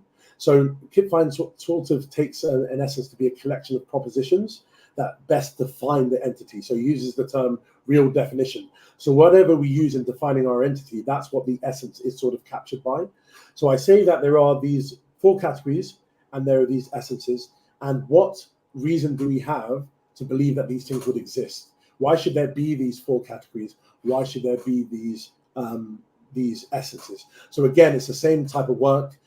Trope theoretic theism, guided by the principles of goodness, diffusiveness, and plenitude, will make us think that there would be substances, there would be attributes, there would be, because basically when you have these four categories, they sort of max out what's needed to explain anything. You need substances to explain something, you need kinds, you need attributes, you need modes, and you don't really need more than that.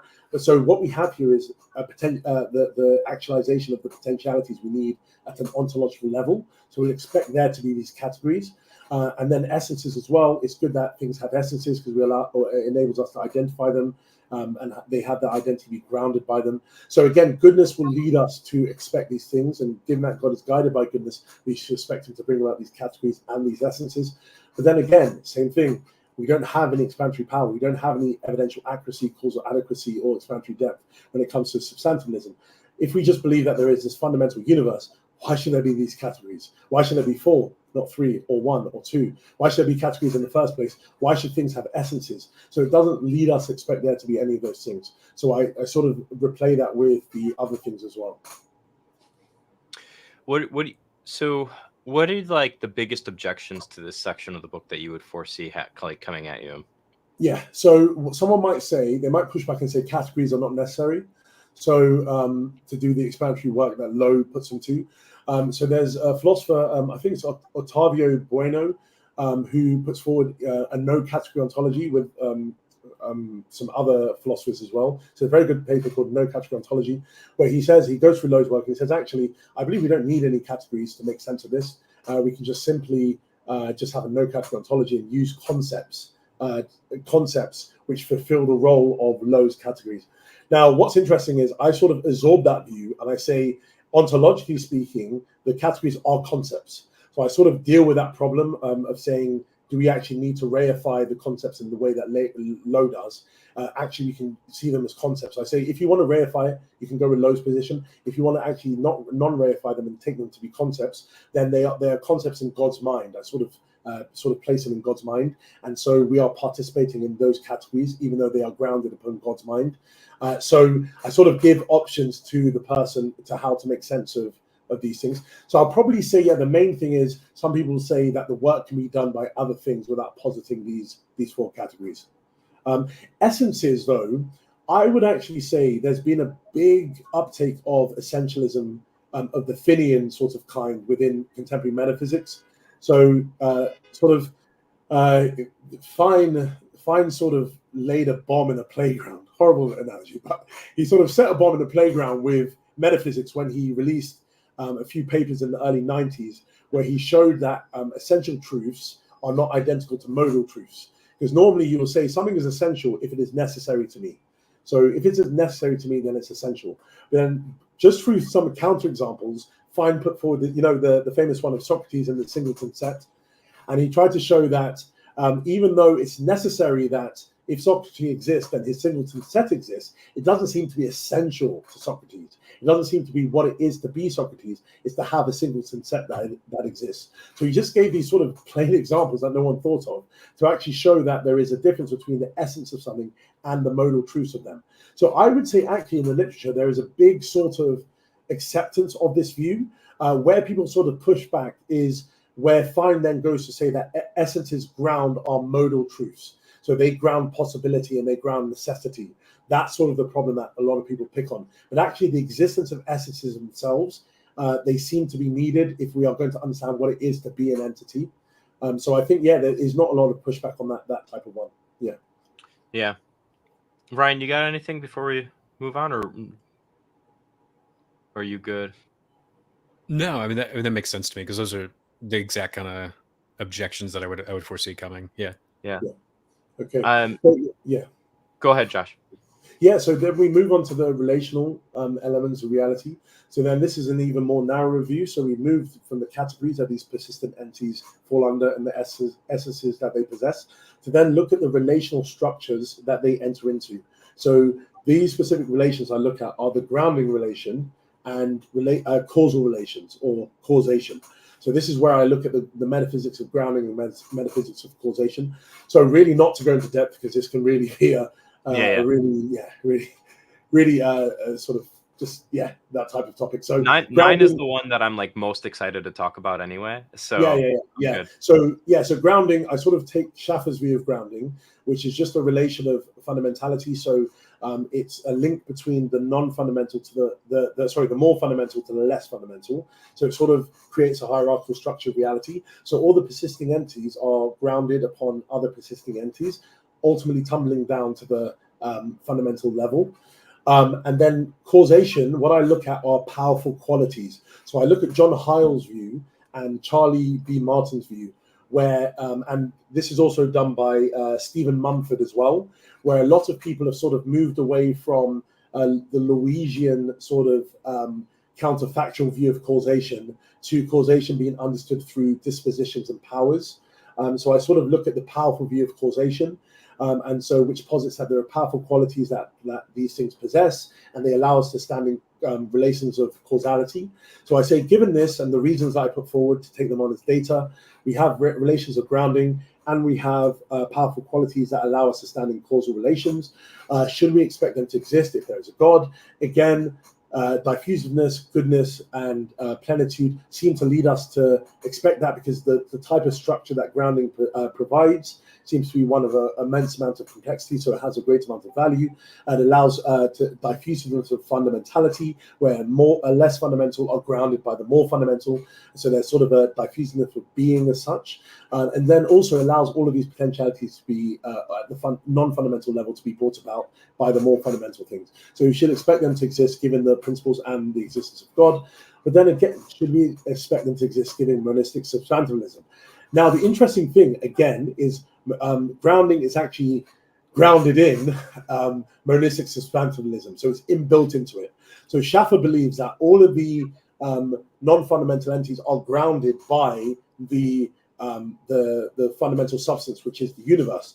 But then what I say is, actually, we don't have good reason to believe that the relation between the parts of the universe and the universe itself is that of a grounding relation, because grounding and proper parthood are actually different relations. Because when you look at the formal properties, grounding is irreflexive, it's asymmetric, but then something Schaffer himself looked at is grounding is not transitive, it's co-transitive. So it's actually not a transitive relation, and Schaffer actually brings this out. So transitivity is not actually a formal property of grounding, but parthood, proper parthood, is a transitive relation. It's one of the core axioms of mereology, classical mereology, that there is a transitivity of parthood. So if we're saying that there is actually, we are proper parts of the universe, what we should expect there to exist are not relations of grounding, but relations of proper parthood, not relations of grounding themselves. So the monistic view doesn't lead us to expect there to be relations of grounding within reality. Theism does. And then also I do the same thing for powerful qualities as well. I expect that from theism, but you don't expect it from there being a monistic substantialist view. Oh man, this is so dense. Yeah, it is. When I was actually going through the proofs of this, and Ryan, you probably have a lot of experience with it. I'm going through the yeah. It's tedious, but for this book in particular, it was so bad. I was really struggling to get through it. This is me having written it, so. Oh, I know. I'm like, well, there's that's the reason why I'm rereading through it for a third time. Yeah, but so, yeah, that's what I'm aiming for. It's sort of like the Swinburne effect. No one reads Swinburne as a bedtime story unless you want to sleep, for example. But you're not reading it to entertain you. You're reading it because you want rigorous philosophical thinking. The same way that you'll find rigorous philosophical works in other areas of philosophy, we should have that in philosophy of religion as well. And so that's what sort of my aim was, like that type of thing. It's not going to be that bedtime reading unless you need a sedative or whatever, or something like that. Yeah. No, that's why I'm not I'm not just saying nice words when I say this is like a must read for people that are interested in philosophy of religion and arguing for theism and everything.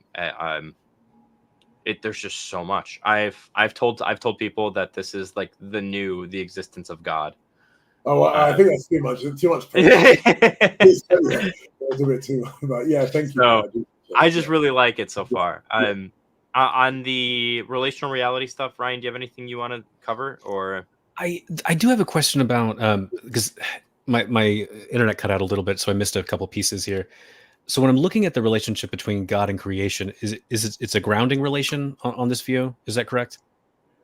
Yeah. So I think in my previous article, I did see it as a grounding relation. I don't actually cash out what the relationship between God and creation is. I just say what I'm looking at is the relationship between everything within creation. So you'll expect there to be grounding relations between all these entities. God will want to bring that about. Does that necessarily mean that the relation between himself and all the other non-fundamental entities as one of grounding. It could be one of causation, whichever one. But I don't really go into that. I just go into what is the relation that's sort of happening within the non-fundamental realm of reality. Because the only issue I had was, if you go with grounding, you're going to get something that looks more like emanation than creation, because grounding doesn't necessarily involve any volition of any sort, right? Like the Socrates and the Singleton set, there's no volitional act there. Whereas doctrines of creation, be they eternal creation or creation ex nihilo, they have to require some kind of volitional act from God. So this would be a point, I guess, where, depending on like what model of God you have, it might run into an issue here. So if someone doesn't have your model of God, they might be like, I could follow a lot of the stuff you're doing, but I kind of need something different. I need like a causation instead of a grounding. But if you're like a panentheist, or you're like, really attracted to like Avicenna or Ibn Sina, something like that, you're like grounding. This sounds cool. This is exactly what I want. So I don't know, just thinking through like. So if in my earlier work, I did actually identify it as that, and it sort of causes God to necessitate creation, which could be obviously a problem with creator ex nihilo and other views. But I just sort of left it as a quiet thing where I'm like, I just leave it open, whatever the relation is between God and this creation is. But we should expect there to be relations of grounding when it comes to all of the other entities that exist within non-fundamental reality.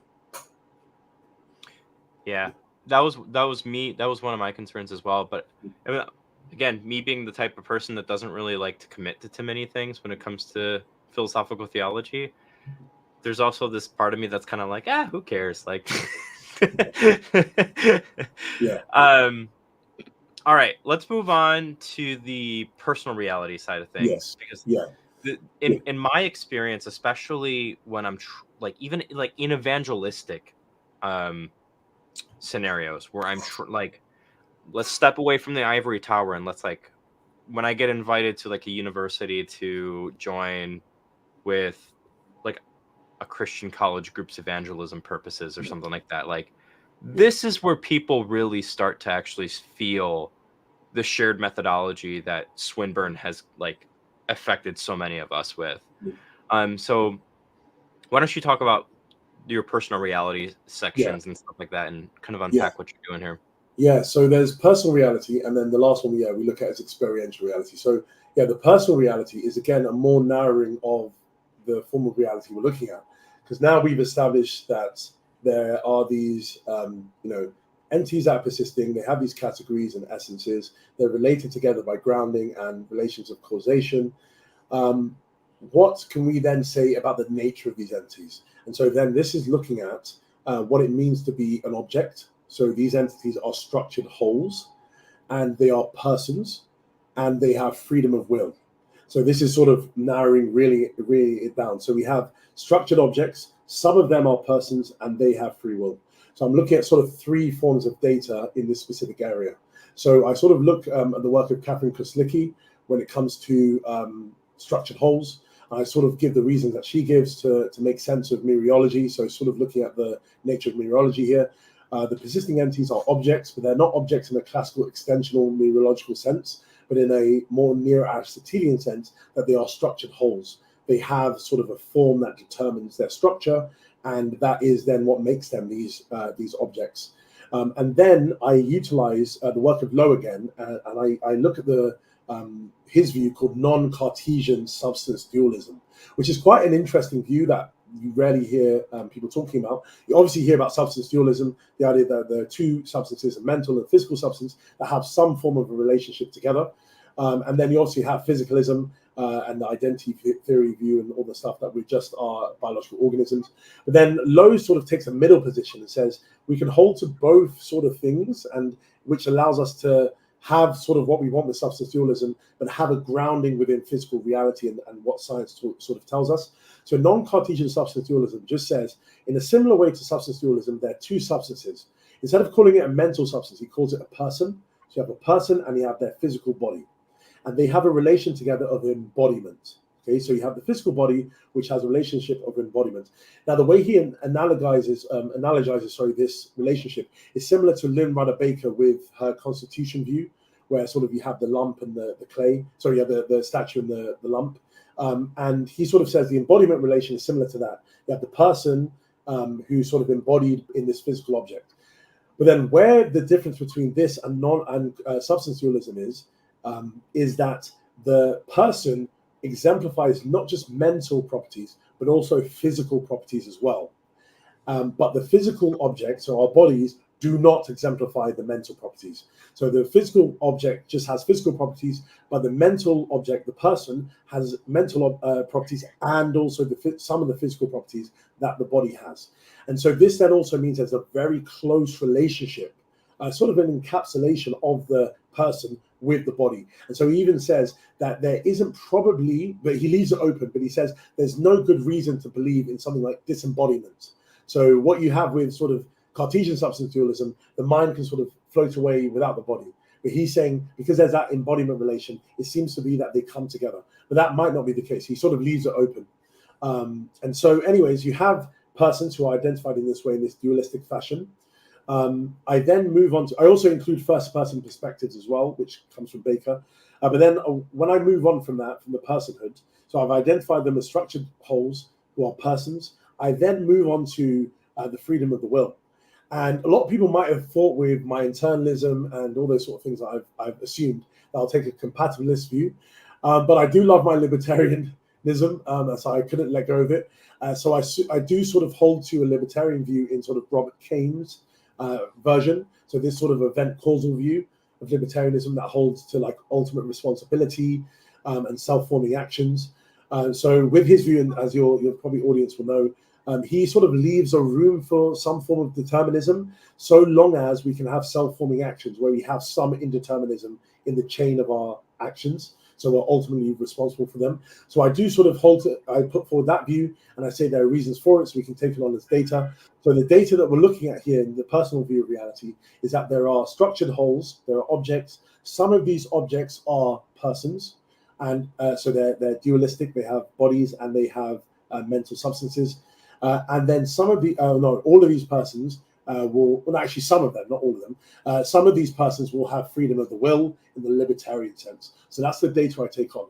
I then say again, should we expect there to be this type of reality, personal reality, with a God? And I believe, again, not spending too much time, but with all the principles, we should expect there to be structured whole because of their complexity. You expect, again, there to be persons in this dualistic fashion, again, the complexity that they have and the freedom of the will.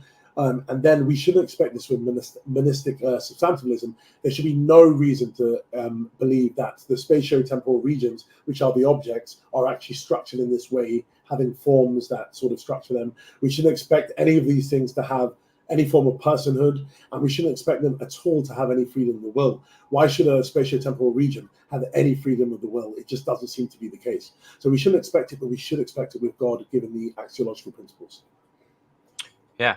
One of the ways that I like to cash this out as well is because you even in the beginning of your book, in this discussion, you've talked about like a few different domains of axiology.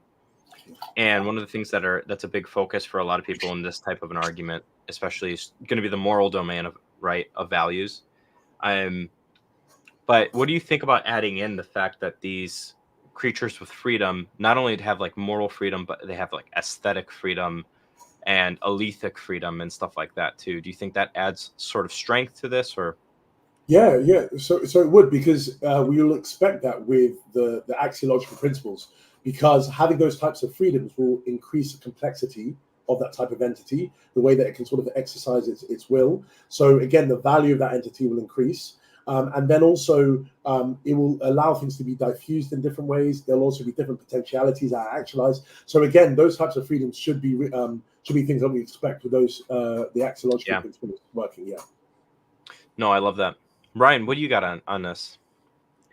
No, I always liked Lowe's view on dualism. That just made a lot of sense to me. And then Robert Kane's like account of free will. I'm just like, man, this just seems like gospel truth here. I don't know.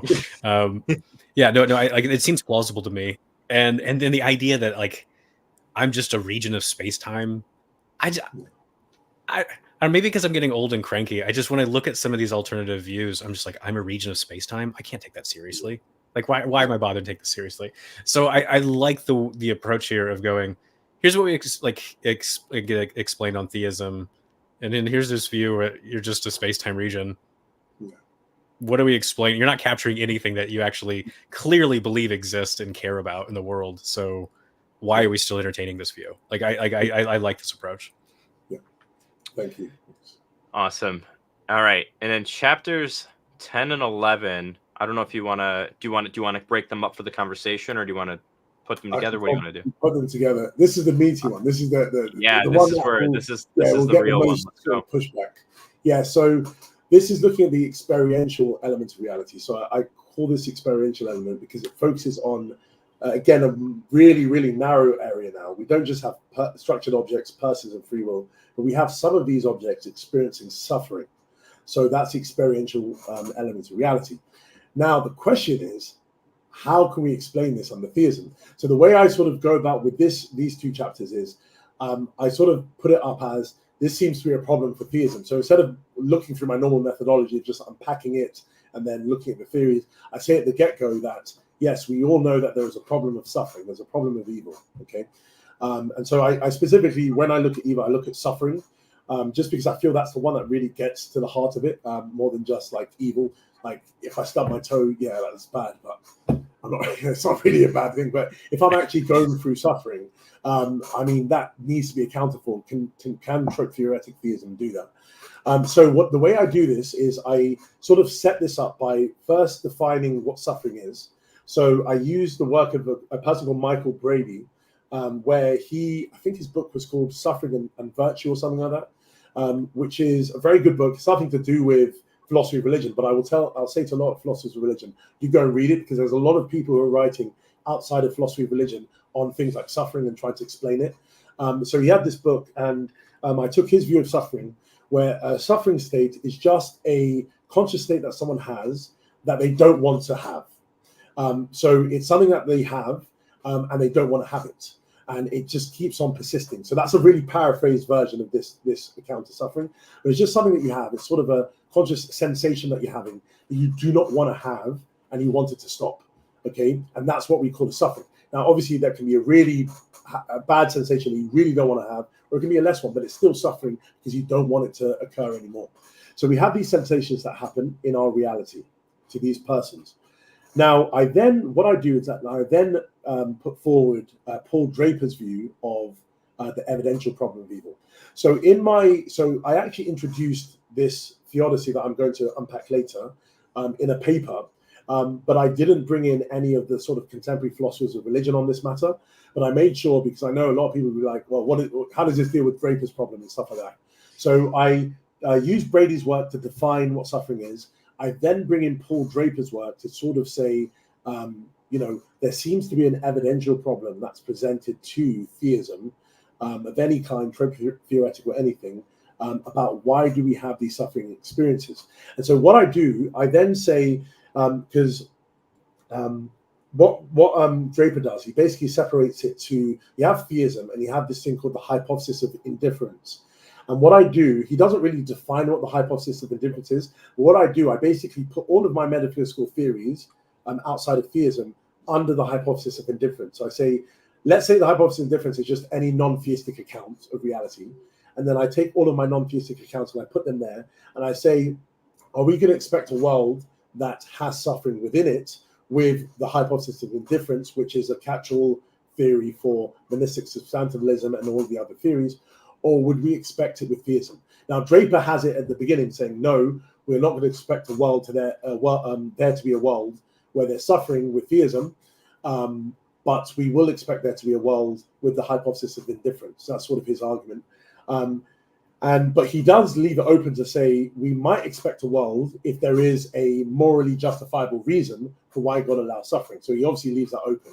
So that's where the theodicy then comes in. So then I focus then on this chapter of saying, I do expect there to be suffering in the world because God has a greater good. So I try and formulate a greater good theodicy that will sort of fall into, I'll say, a soul-making theodicy. So it doesn't predicate upon free will. So even though I hold to libertarian free will within reality, you don't actually need free will for this theodicy to work, but it'll probably fall into a greater good / soul-making theodicy. So the way I sort of cash this out is I call it the exemplarist theodicy. So the exemplarist theodicy is a theodicy that's grounded upon the work of Linda Zagzebski. So she's put forward a very, I would say, important moral theory called exemplarism.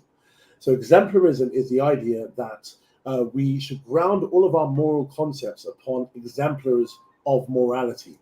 So she basically utilizes the work of Saul Kripke, Hilary Putnam, and others, and basically brings that into the moral domain and says the way that we understand virtue, we understand obligations, we understand duties, we understand all of our moral concepts is through individuals like that.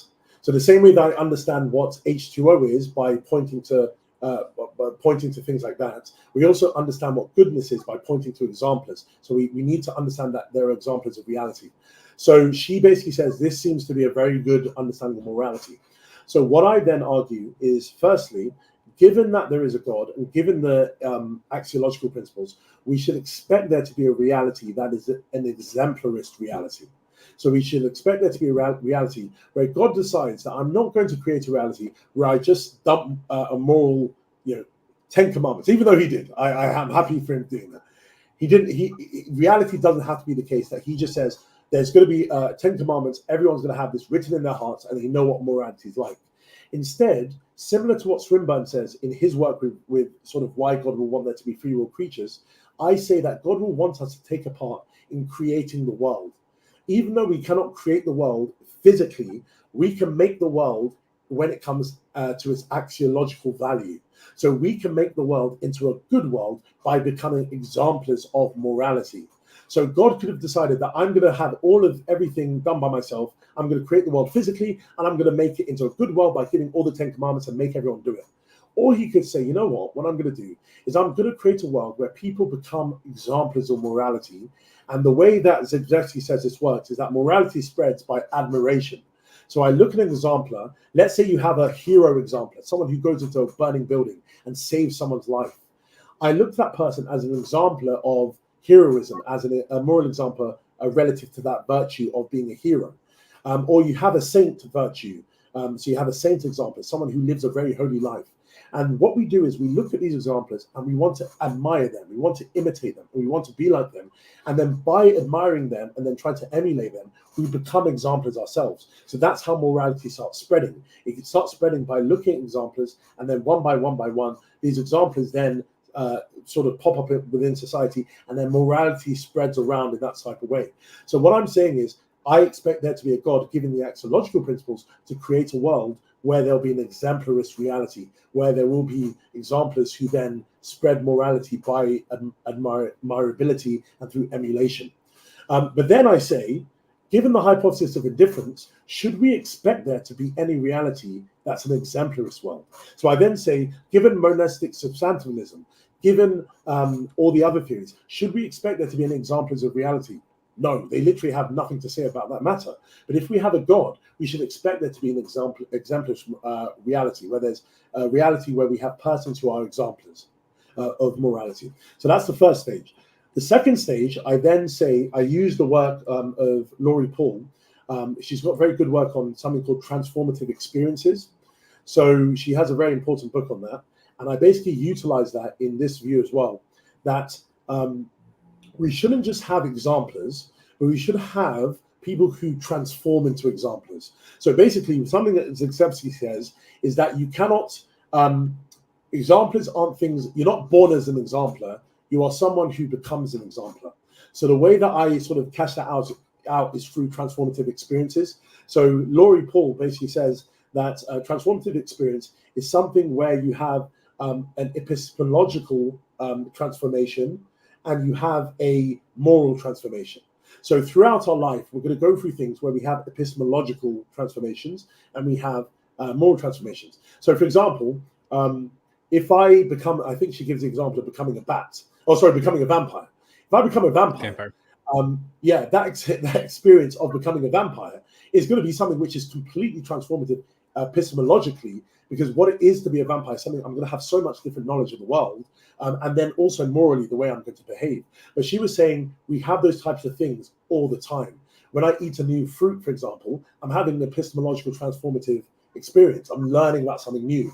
So we have all these things all the time. So basically what I say, I bring these two things together, and I say the type of reality we'll expect, our experiential reality, is an exemplarist reality where there are examples of reality, and those people are going to transform through transformative experiences into exemplars. So that's the type of reality I'll expect, again, under God, but we won't expect it under the hypothesis of indifference. So then this is now where suffering comes in. Where I then argue is that suffering is necessary for us to have the opportunities to have the transformative experiences to become exemplars. So in order for me to become a saint exemplar, to have the virtue of courage, to have the virtue of compassion, of patience, of all these things that make me a saint, I need myself to go through a suffering experience to then acquire the virtues that will allow me to become a saint exemplar. Or I need to know of someone who's gone through that. So again, I will have the virtues of maybe compassion and empathy to become a saint exemplar. Or for me to become a hero exemplar, I need there to be burning buildings. I need there to be these horrible things going on. So then I can exemplify these and become an exemplar and go through these transformative experiences. So what I basically say is that suffering is then to be expected in this type of world. Because if we have a world where there's exemplars and they are going to go through transformative experiences, then we expect them to have the opportunity to then have these transformative experiences, which requires there to be suffering. And so that's sort of where suffering comes in. So I then say we expect there to be a world that has suffering, because we expect there to be a world where God will bring about an exemplarist type of world. But we don't expect there to be a world where there should be suffering, actually, because we shouldn't expect there to be any suffering. We shouldn't expect there to be any type of exemplars with the hypothesis of indifference. So what I'm trying to say here is suffering is something which is a byproduct of there being exemplars within reality. And we should expect that within a world that God creates, but we shouldn't expect that within a world where there's monistic substantivalism. We shouldn't expect that within a world of anything. Does monistic substantivalism give me any reason to believe that there will be any suffering? If I'm a spatio-temporal region, why should I be suffering? Why should I become an exemplar? Why should I transform into anything? So all of the theories don't seem to explain this data, but theism does. Yeah. I don't know if you want to jump in there or if you want me to go into the second section of this. All I really wanted to say is I really appreciated this chapter, and I found myself just agreeing with pretty much everything, especially this exemplarism thing. I don't know if you have ever taught like teenagers or anything like that, but this is kind of how I've gone about the problem of evil for a really long time, especially with teenagers, because it's through examples that they realize things. So like, I don't know where this is going to be spicy, I guess, for the internet, but I don't know where you guys land on the whole pro-life debate or anything. I'm pro-life. And so whenever I'm talking to people and they're asking questions about like, well, why should I, for instance, like raise a child that isn't my husband's or something like that, or anything like bad. Typically what I'll do is I'll give them an example of like, hey, like, let's think about this lady over here who endured a horrific event and then still gave birth to the child and chose to raise it. And the husband chooses to raise it as well, even though that child's not his. And how do you look at those people? And typically the answer is I see them as like heroic people that are noble and have virtue and all this other stuff. And then it's through that experience of like seeing those people as admirable people with all these virtuous qualities that they're like, oh, that's the good thing to do. Yeah.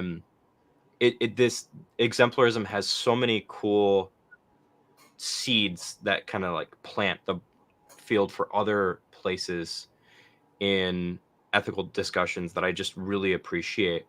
And the other thing that I really liked about this so far is for a lot of my viewers, one of the things that really gets me about the problem of evil in general is I get really tired of like listening to philosophers sit and talk about suffering in their ivory towers and not dig into like the experience of suffering and the psychology of suffering and all these other things. And so I really appreciate that you actually went outside of philosophers and talked about this from other angles as well. So that just made me really excited, and I really wanted to commend you for those things. Thank you. I do appreciate that. Do you want me to go on, or Ryan? Do you have anything? I don't have any follow-ups on this. No. Yeah. Okay. Yeah, that's perfect. So, so just to emphasize this, so people understand what I'm trying to say is, again, we're still doing that evidential sort of fits with theism and saying we should expect there to be an exemplarist world that has transformative experiences. And in order for that to be the case, there needs to be opportunities for individuals to experience suffering, or they to know that other people are experiencing suffering. But then, given that this is sort of the theodicy, there then is a few objections that people can raise. And so I deal with two objections. The first one, which is in the same chapter of the formulation of the theodicy, is a severity objection. So this is basically saying that, let's say we need suffering in order to become an exemplar. Why do we need so much suffering? Like, why do we need all these issues? Now, the way that I deal with this is by saying the reason why we need severe suffering within the world is because it increases admirability. Because the more suffering you've gone through, the more severity of your suffering, the more admirable you become. And so the more motivating factor there is for someone to become an exemplar. Because what really is exactly emphasizes is the idea that you become an exemplar by admiration, by the emotion of admiration. And so if you have someone who has gone through, quite a bit of suffering, that can make you admire them, you want to emulate them. But if you know someone who's really gone through the most brutal form of suffering and was still an exemplar through that and transformed into an exemplar and overcame that suffering, that seems to increase the admirability of that specific person. And so that seems to be the case, that person then would have more, power when it comes to allowing people to emulate them. So why God wouldn't just make a surface level of suffering is because then you wouldn't have a lot of people becoming exemplars. You'll have, I admire them, but is it really a big deal for me? But I mean, if you look at, for example, looking at the Christian lens, the suffering of Christ is the greatest form that we see. If someone really suffering so brutally, and that has allowed us to sort of admire him and also wanting to emulate his life. But it's because of the brutal sense of that suffering. But I, for example, I admire Cristiano Ronaldo. I don't know. I'm sorry. This is across the pond speech here. I'm Greek. I get it. So like Ronaldo, or I'm a big American football guy, so I like Patrick Mahomes and stuff like that. So I admire them, but there's a limit to the admirability that I have with them, of me actually wanting to be like them. Yeah, I admire them, but there's a level. But when it comes to actually suffering and great amounts of suffering, it's like we uphold these people. So just think of people like Holocaust survivors and stuff like that who've gone through really brutal forms of suffering. They seem to have such a high state of exemplarity within society and their admirability. So severe suffering just seems to increase the admirability and the way that we can emulate people. So we should expect there to be severe suffering within the world. Now the big objection, which had a whole chapter to itself, is a gratuitous objection. So what I do here is I look at then the other sort of arch nemesis of analytic theists, which is the person of William Rowe, with his sort of gratuitous objection. So the way I sort of cash this out is in light of what I've looked at. So let's say we say that God wants to create a world where there's suffering so that people can transform into exemplars. And let's say he allows there to be a great amount of suffering. What about people who cannot become exemplars? So think of children, for example, or think of animals. And this is the big one. It's really the animals that I look at here. So this is why I bring in Rowe, because I give an example of the case of Bambi and the case of Sue, which are really being, hard ones. And so saying, what is God going to do with these individuals? Because it seems to be that they can't become exemplars. And if God only creates suffering, a world with suffering, so that people can transform into exemplars, this seems to be pointless suffering. Why are there animals suffering and why are there children suffering? Now, one way I first try and deal with it, but it's not sufficient, is by saying that what God is going to do is that God is going to, he doesn't just want people to provide, he doesn't want just people to become exemplars, but he wants to also allow people to provide opportunities for others to become exemplars. So, for example, if Bambi is suffering and we get to see Bambi, or Sue is suffering and we hear of Sue, this provides us with the opportunities to respond to them in virtuous manners and thus become exemplars. So I might go around and I hear about Bambi suffering and I go around, fighting for animal rights, and I'm becoming a saint exemplar in that sense, because I have empathy with animals, I have all of these sort of things. And so God will want these people to suffer in order for us to have the opportunities. And the same thing with the children. But then the problem that we have with that, so I then sort of do my Aquinas and say, yeah, that's a good point, but then there's a rejection here. The problem that you have with that is that it seems to be that God is just using that person. So Swinburne himself doesn't really have a problem because he has this sort of good of being of use. But I don't see as that's really sufficient. I think, yeah, being of use is great, but it just doesn't seem to be that much of a good that warrants the amount of suffering that animals and Sue goes through. So what I then say is I then say that compensation is going to be brought for each of these individuals. And what I draw on is Robin Collins' work of the idea that there are ACI connections that are developed between every person and God, or every being in God who is suffering. So even if you don't become an exemplar through your suffering experience, there are certain appreciation, contribution, and intimacy connections which are had between you and God. And so this is when I then throw in another thing into the soup. I throw in omnisubjectivity, which you might like, Ryan, you might not like. I can't remember what your position at the moment is. But with omnisubjectivity, the idea that God is really, living the lives of all of these conscious agents, he is experiencing that suffering as well. And so what the ACI connections that are going to be built between God and every single individual is going to be of an immense amount of value. Because what Robin Collins says is that these connections are going to increase in value. Because really think about it. If you're in a prisoner of war camp and you've suffered with someone with you, let's say you had a friend that is in a prisoner of war camp, and you survive it together. It seems like you're bonded together as life. You're now brothers or sisters. You're now so close together. And you're closer than you would have if you were just friends with them and seeing them down the pub and stuff like that. It seems like that suffering experience together has created certain amounts of things. Let's say that person helps you, so you appreciate them. He gives you his food when you're without food. He says, take my food. And he takes your lashes when you're getting lashed as well. You will have connections that are so deep that will be of so much great value. And so this is the idea that God through his omnisubjectivity is experiencing all of the suffering experiences of all of these individuals. So you have these ACI connections which are developing. So that means that even if someone doesn't become an exemplar, there's going to be contribution that's given to them because of the role that they've played and the suffering that they've gone. There's going to be the value of the connections in heaven that he's going to give, and they're going to have these values are ever increasing in the future. Okay, last point now.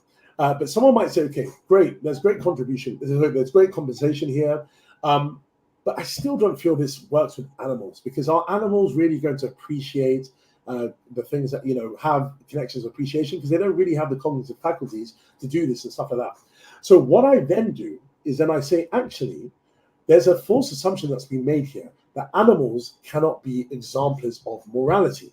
So what I argue is based upon the work of Mark Rowlands, who's very influential in sort of animal ethics and the philosophy of animals and stuff like that. And he has two very important books. The first book is Can Animals Be Moral? And the second book is Can Animals Be Persons? And he basically argues that animals seem to fulfill the criteria of being moral subjects. And animals also seem to fulfill the criteria of being persons, of having some form of consciousness, cognitive ability, having logical reasoning capabilities, being able to have other awareness and stuff like that. So it seems to be things that enable them to be persons. So what I then say is that actually, maybe it's not the case that animals cannot be exemplars. Maybe it is the case that we don't just say that there are humans that are exemplars, but animals can be exemplars as well. And so I then bring in the work of Anna Croston, who actually argues for exemplar. I just stumbled upon this when I was thinking through this, and she even argues for animal exemplarity. So this sort of draws in then, I bring in Rowland's work and her work to say that animals can even be exemplars themselves. But what I say is that animals don't have the ability to transform into exemplars. Animals are exemplars by their nature. And so this is quite interesting because Rowlands gives examples of an elephant. So there's real examples of elephants where there was a thing called, there was an elephant called Grace the elephant. And one of her elephants in her pack, I don't know if it's a pack or tribe, I don't know what you call them, but one of the group of elephants, one of the elephants fell down and was unwell. And Grace, the elephant, was there comforting the other elephants. You could see that she had compassion and some form of sympathy. I don't know if it's empathy, if she had the ability to have that, but some form of sympathy, some form of sort of compassion towards this elephant.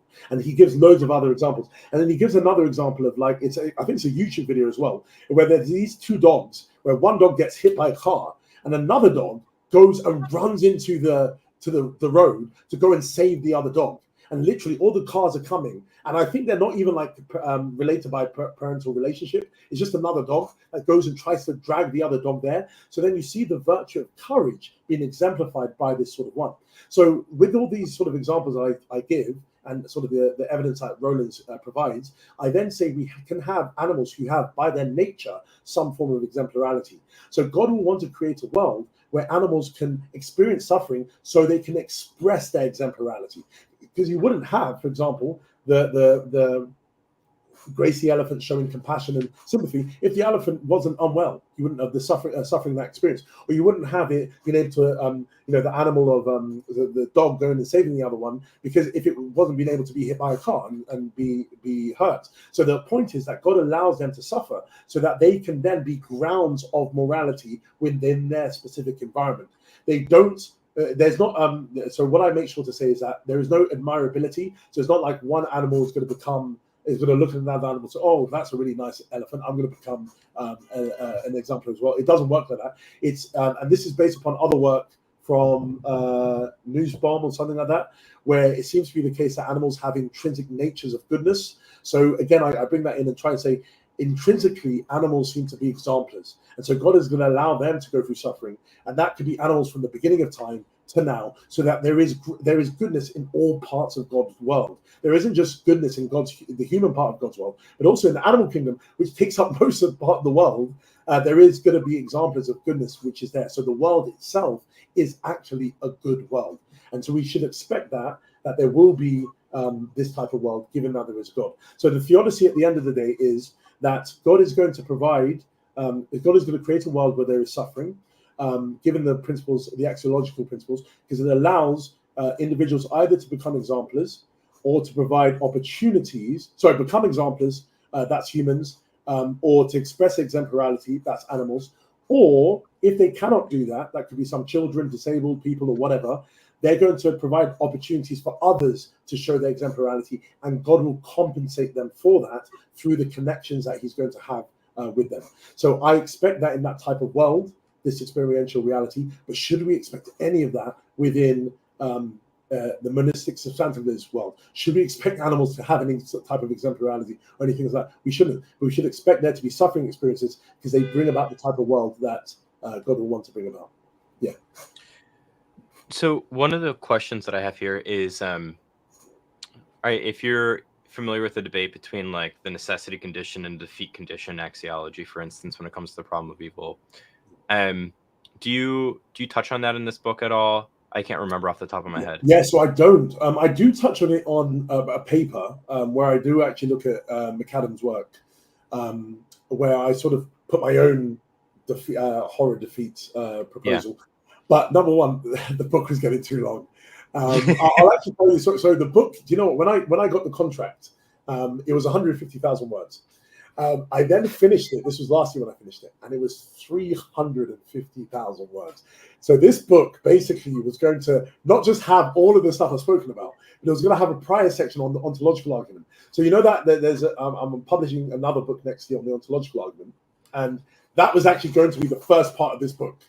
So that was an extra 100,000 words. So anyway, I gave the 350,000 words to Routledge, and they said, "No, we're not publishing that now. Sorry, we're not doing that." And they said, "You just got to cut it down." Oh man! And they wanting me to cut it down to 150,000 words. But you know the feeling. This could be any sort of thesis that you've done or any book that you might have done. Cutting down words is the most painful thing. It is. And so yeah. So then I chopped it down to 260 words. So I said, okay, you know what? Maybe I should separate these into two books. So I separate it into the ontological argument book is going to be its own thing, which is now getting published, and this is going to be its own standalone work.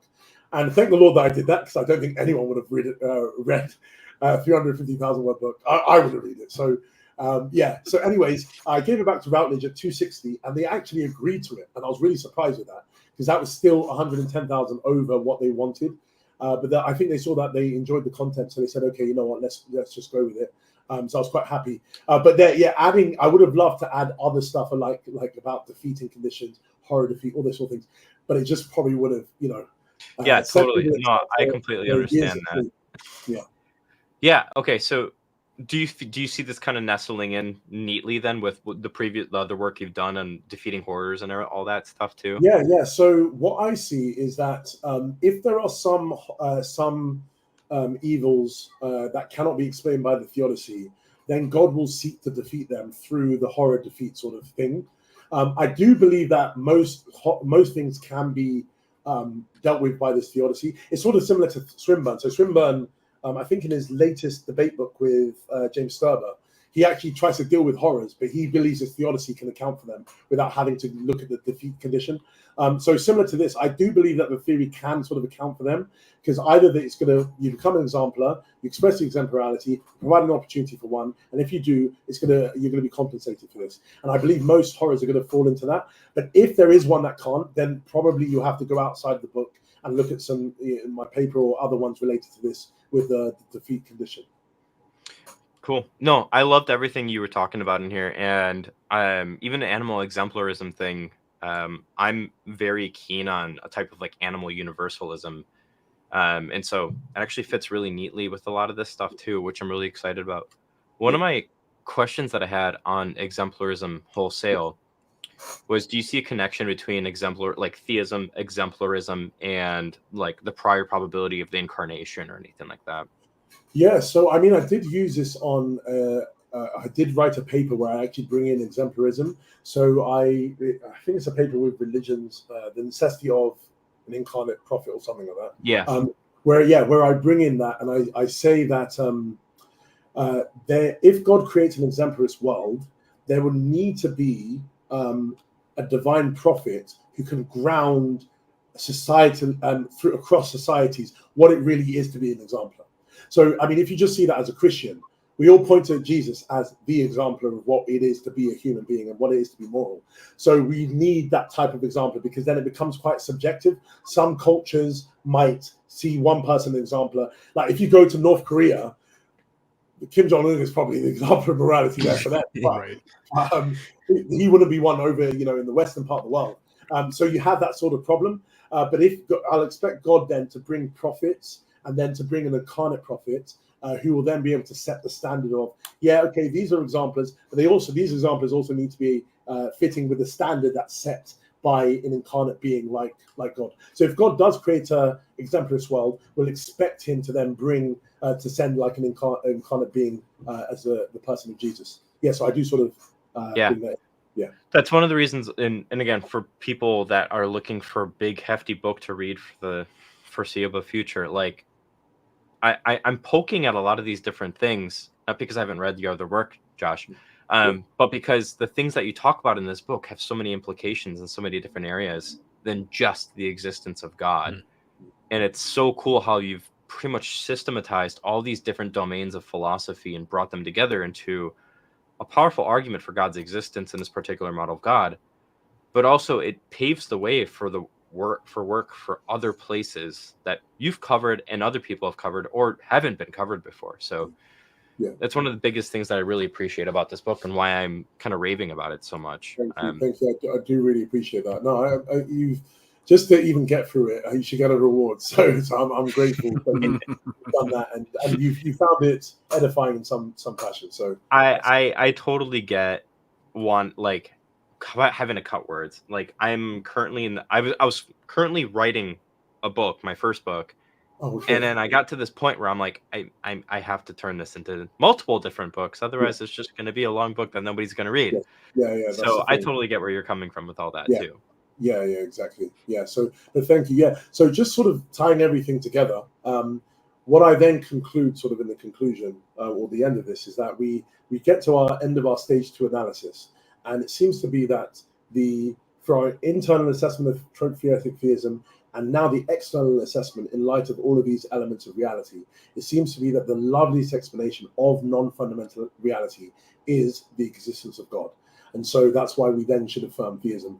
I then, just the last point I then say is, this then doesn't just have implications for philosophy and religion, but this should have implications for metaphysics, because if we actually take theism as the fundamental theory within metaphysics, and it's better than all of the other theories in accounting for what we theorize about in metaphysics, then we shouldn't be sidelining theism in our metaphysical discussions. Because a lot of the time we're just talking about theism in philosophy of religion, but all of these metaphysicians, Kit Fine, Jonathan Schaffer, Gideon Rossen, all these people, I mean, they don't talk about theism. It's never an explanatory option for them. And they'll talk about priority modism and substantivism, all these sort of things. But theism is never an option. And so what I'm trying to say is, similar to how the medieval philosophers, such as Aquinas, Scotus, and others, where God was at the center of metaphysics for them, I'm trying to say that this seems to be the case that we need to do that as well, because God is the loveliest explanation of non-fundamental reality, and thus is to be selected as the foundationalist theory.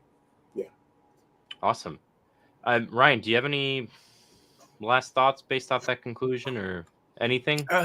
Yeah, I mean, I like this approach because when I looked at a lot of Christian metaphysics over the last few decades, I kept thinking, you're not putting God to work in your ontology. Like, it's just kind of like free floating around and everything. And I'm like, this guy needs a job. Like, come on, like give him something to do. And actually developing like a systematic metaphysics around God. It seems like the most logical thing for me to do, but I know not everyone was doing it. So it's nice to see you try to develop that project. So it's good. Yeah. No, it's definitely needed. Ryan, I've told you, like, one of my end goals is to build out probably end up being like a 2-volume systematic theology, and like one volume would literally just be like philosophical theology like this, and the other volume would be pairing that together with like biblical theology and getting everything together. Like, this type of work is extremely important. I know it can seem really daunting and all that stuff, but if you can do this, I feel like it equips you so much better to actually talk to somebody that is an atheist or doesn't believe in Jesus or anything like that. And like, this is where the real answers come in, I feel like. So I'm very thankful for the work you've done, Dr. Sijuwade. I know, I'm just whenever anyone says doctor, you just feel like an old dude. I go back and forth. Ryan. Yeah. But yeah, no, thank you. You're so charitable, both of you, and I really do appreciate the engagement, number one, with the stream, because there's a lot of information that's being sort of put forward here, but also just engaging with the book itself. So I am really, really grateful for that. And just thank you for having me on. You're a great host, and both of you, and you've had great questions. So yeah, thank you. One last thing too for the audience is another book raffle. So if you go out and buy the book, which we'll talk about where to buy that in a second here. If you go out and buy the book, send me an email with just a confirmation that you got the book and everything like that.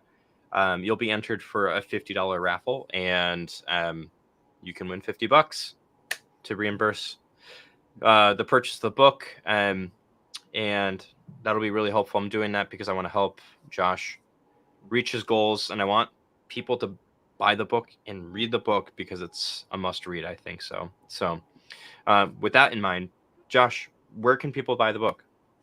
Yeah, so the best place is probably Amazon, and as they say, all good bookstores. But yeah, Amazon's probably the best. I would say if people want the cheaper version, you probably just have to get the ebook because it is quite pricey. But hopefully it's worth the price in some way.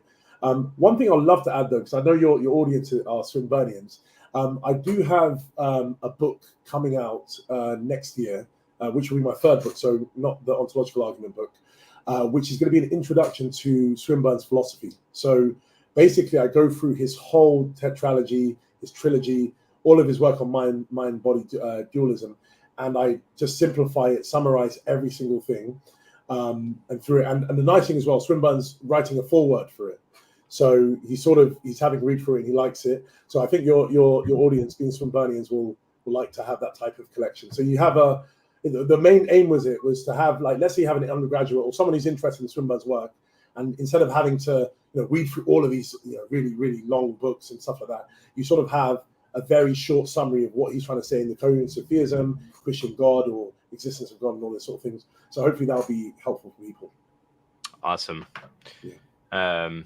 All right. Well, we don't have any audience questions, and we're at 2 hours and 20 minutes. So I'm surprised my brain was able to keep up for the 2 hours and 20 minutes, at least as much as it has been with this diet I've been on, with this deficit I've been in. Yeah. Oh, wow. How's it going? Is it going all right? Yeah, I'm down 37 pounds. I'm a little frustrated because like 2 years ago, before all the surgeries and everything that I've had, like I was sitting about this lean at about 180 to 185 ish. Okay. And I'm 173 right now. So that tells me I like 10 pounds of muscle loss in 2 years. Doesn't sound like a lot, but it's frustrating. Yeah. No, I know the feeling. I was unwell myself earlier this year, and just having time off the gym. I was only off for 2 weeks, but it was eating me up. I was like, oh my goodness. Oh my gosh. But yeah, to know that you've been off for a while is challenging. But well done that you're back on it and losing that weight. Yeah. That's really good. Yeah. I'm excited to be back on the train, and hopefully I can compete. Yeah. In the next year and a half or something like that. You probably already know, like our body has a mechanism where pretty much it's like if we lose a bunch of muscle, it can come back really fast. Yeah. So we'll see what happens. Yeah. But with that, I'm going to close this out. Thank you, everybody, for listening. Buy the book. I'll put the link in the descriptions for you to buy the book really easily. And again, send me an email once you buy it so we can enter you into that raffle. Thank you, everybody, for listening. Thank you, Josh. Thank you, Ryan, for being here as well and helping me co-host him. God bless you all. Till next time.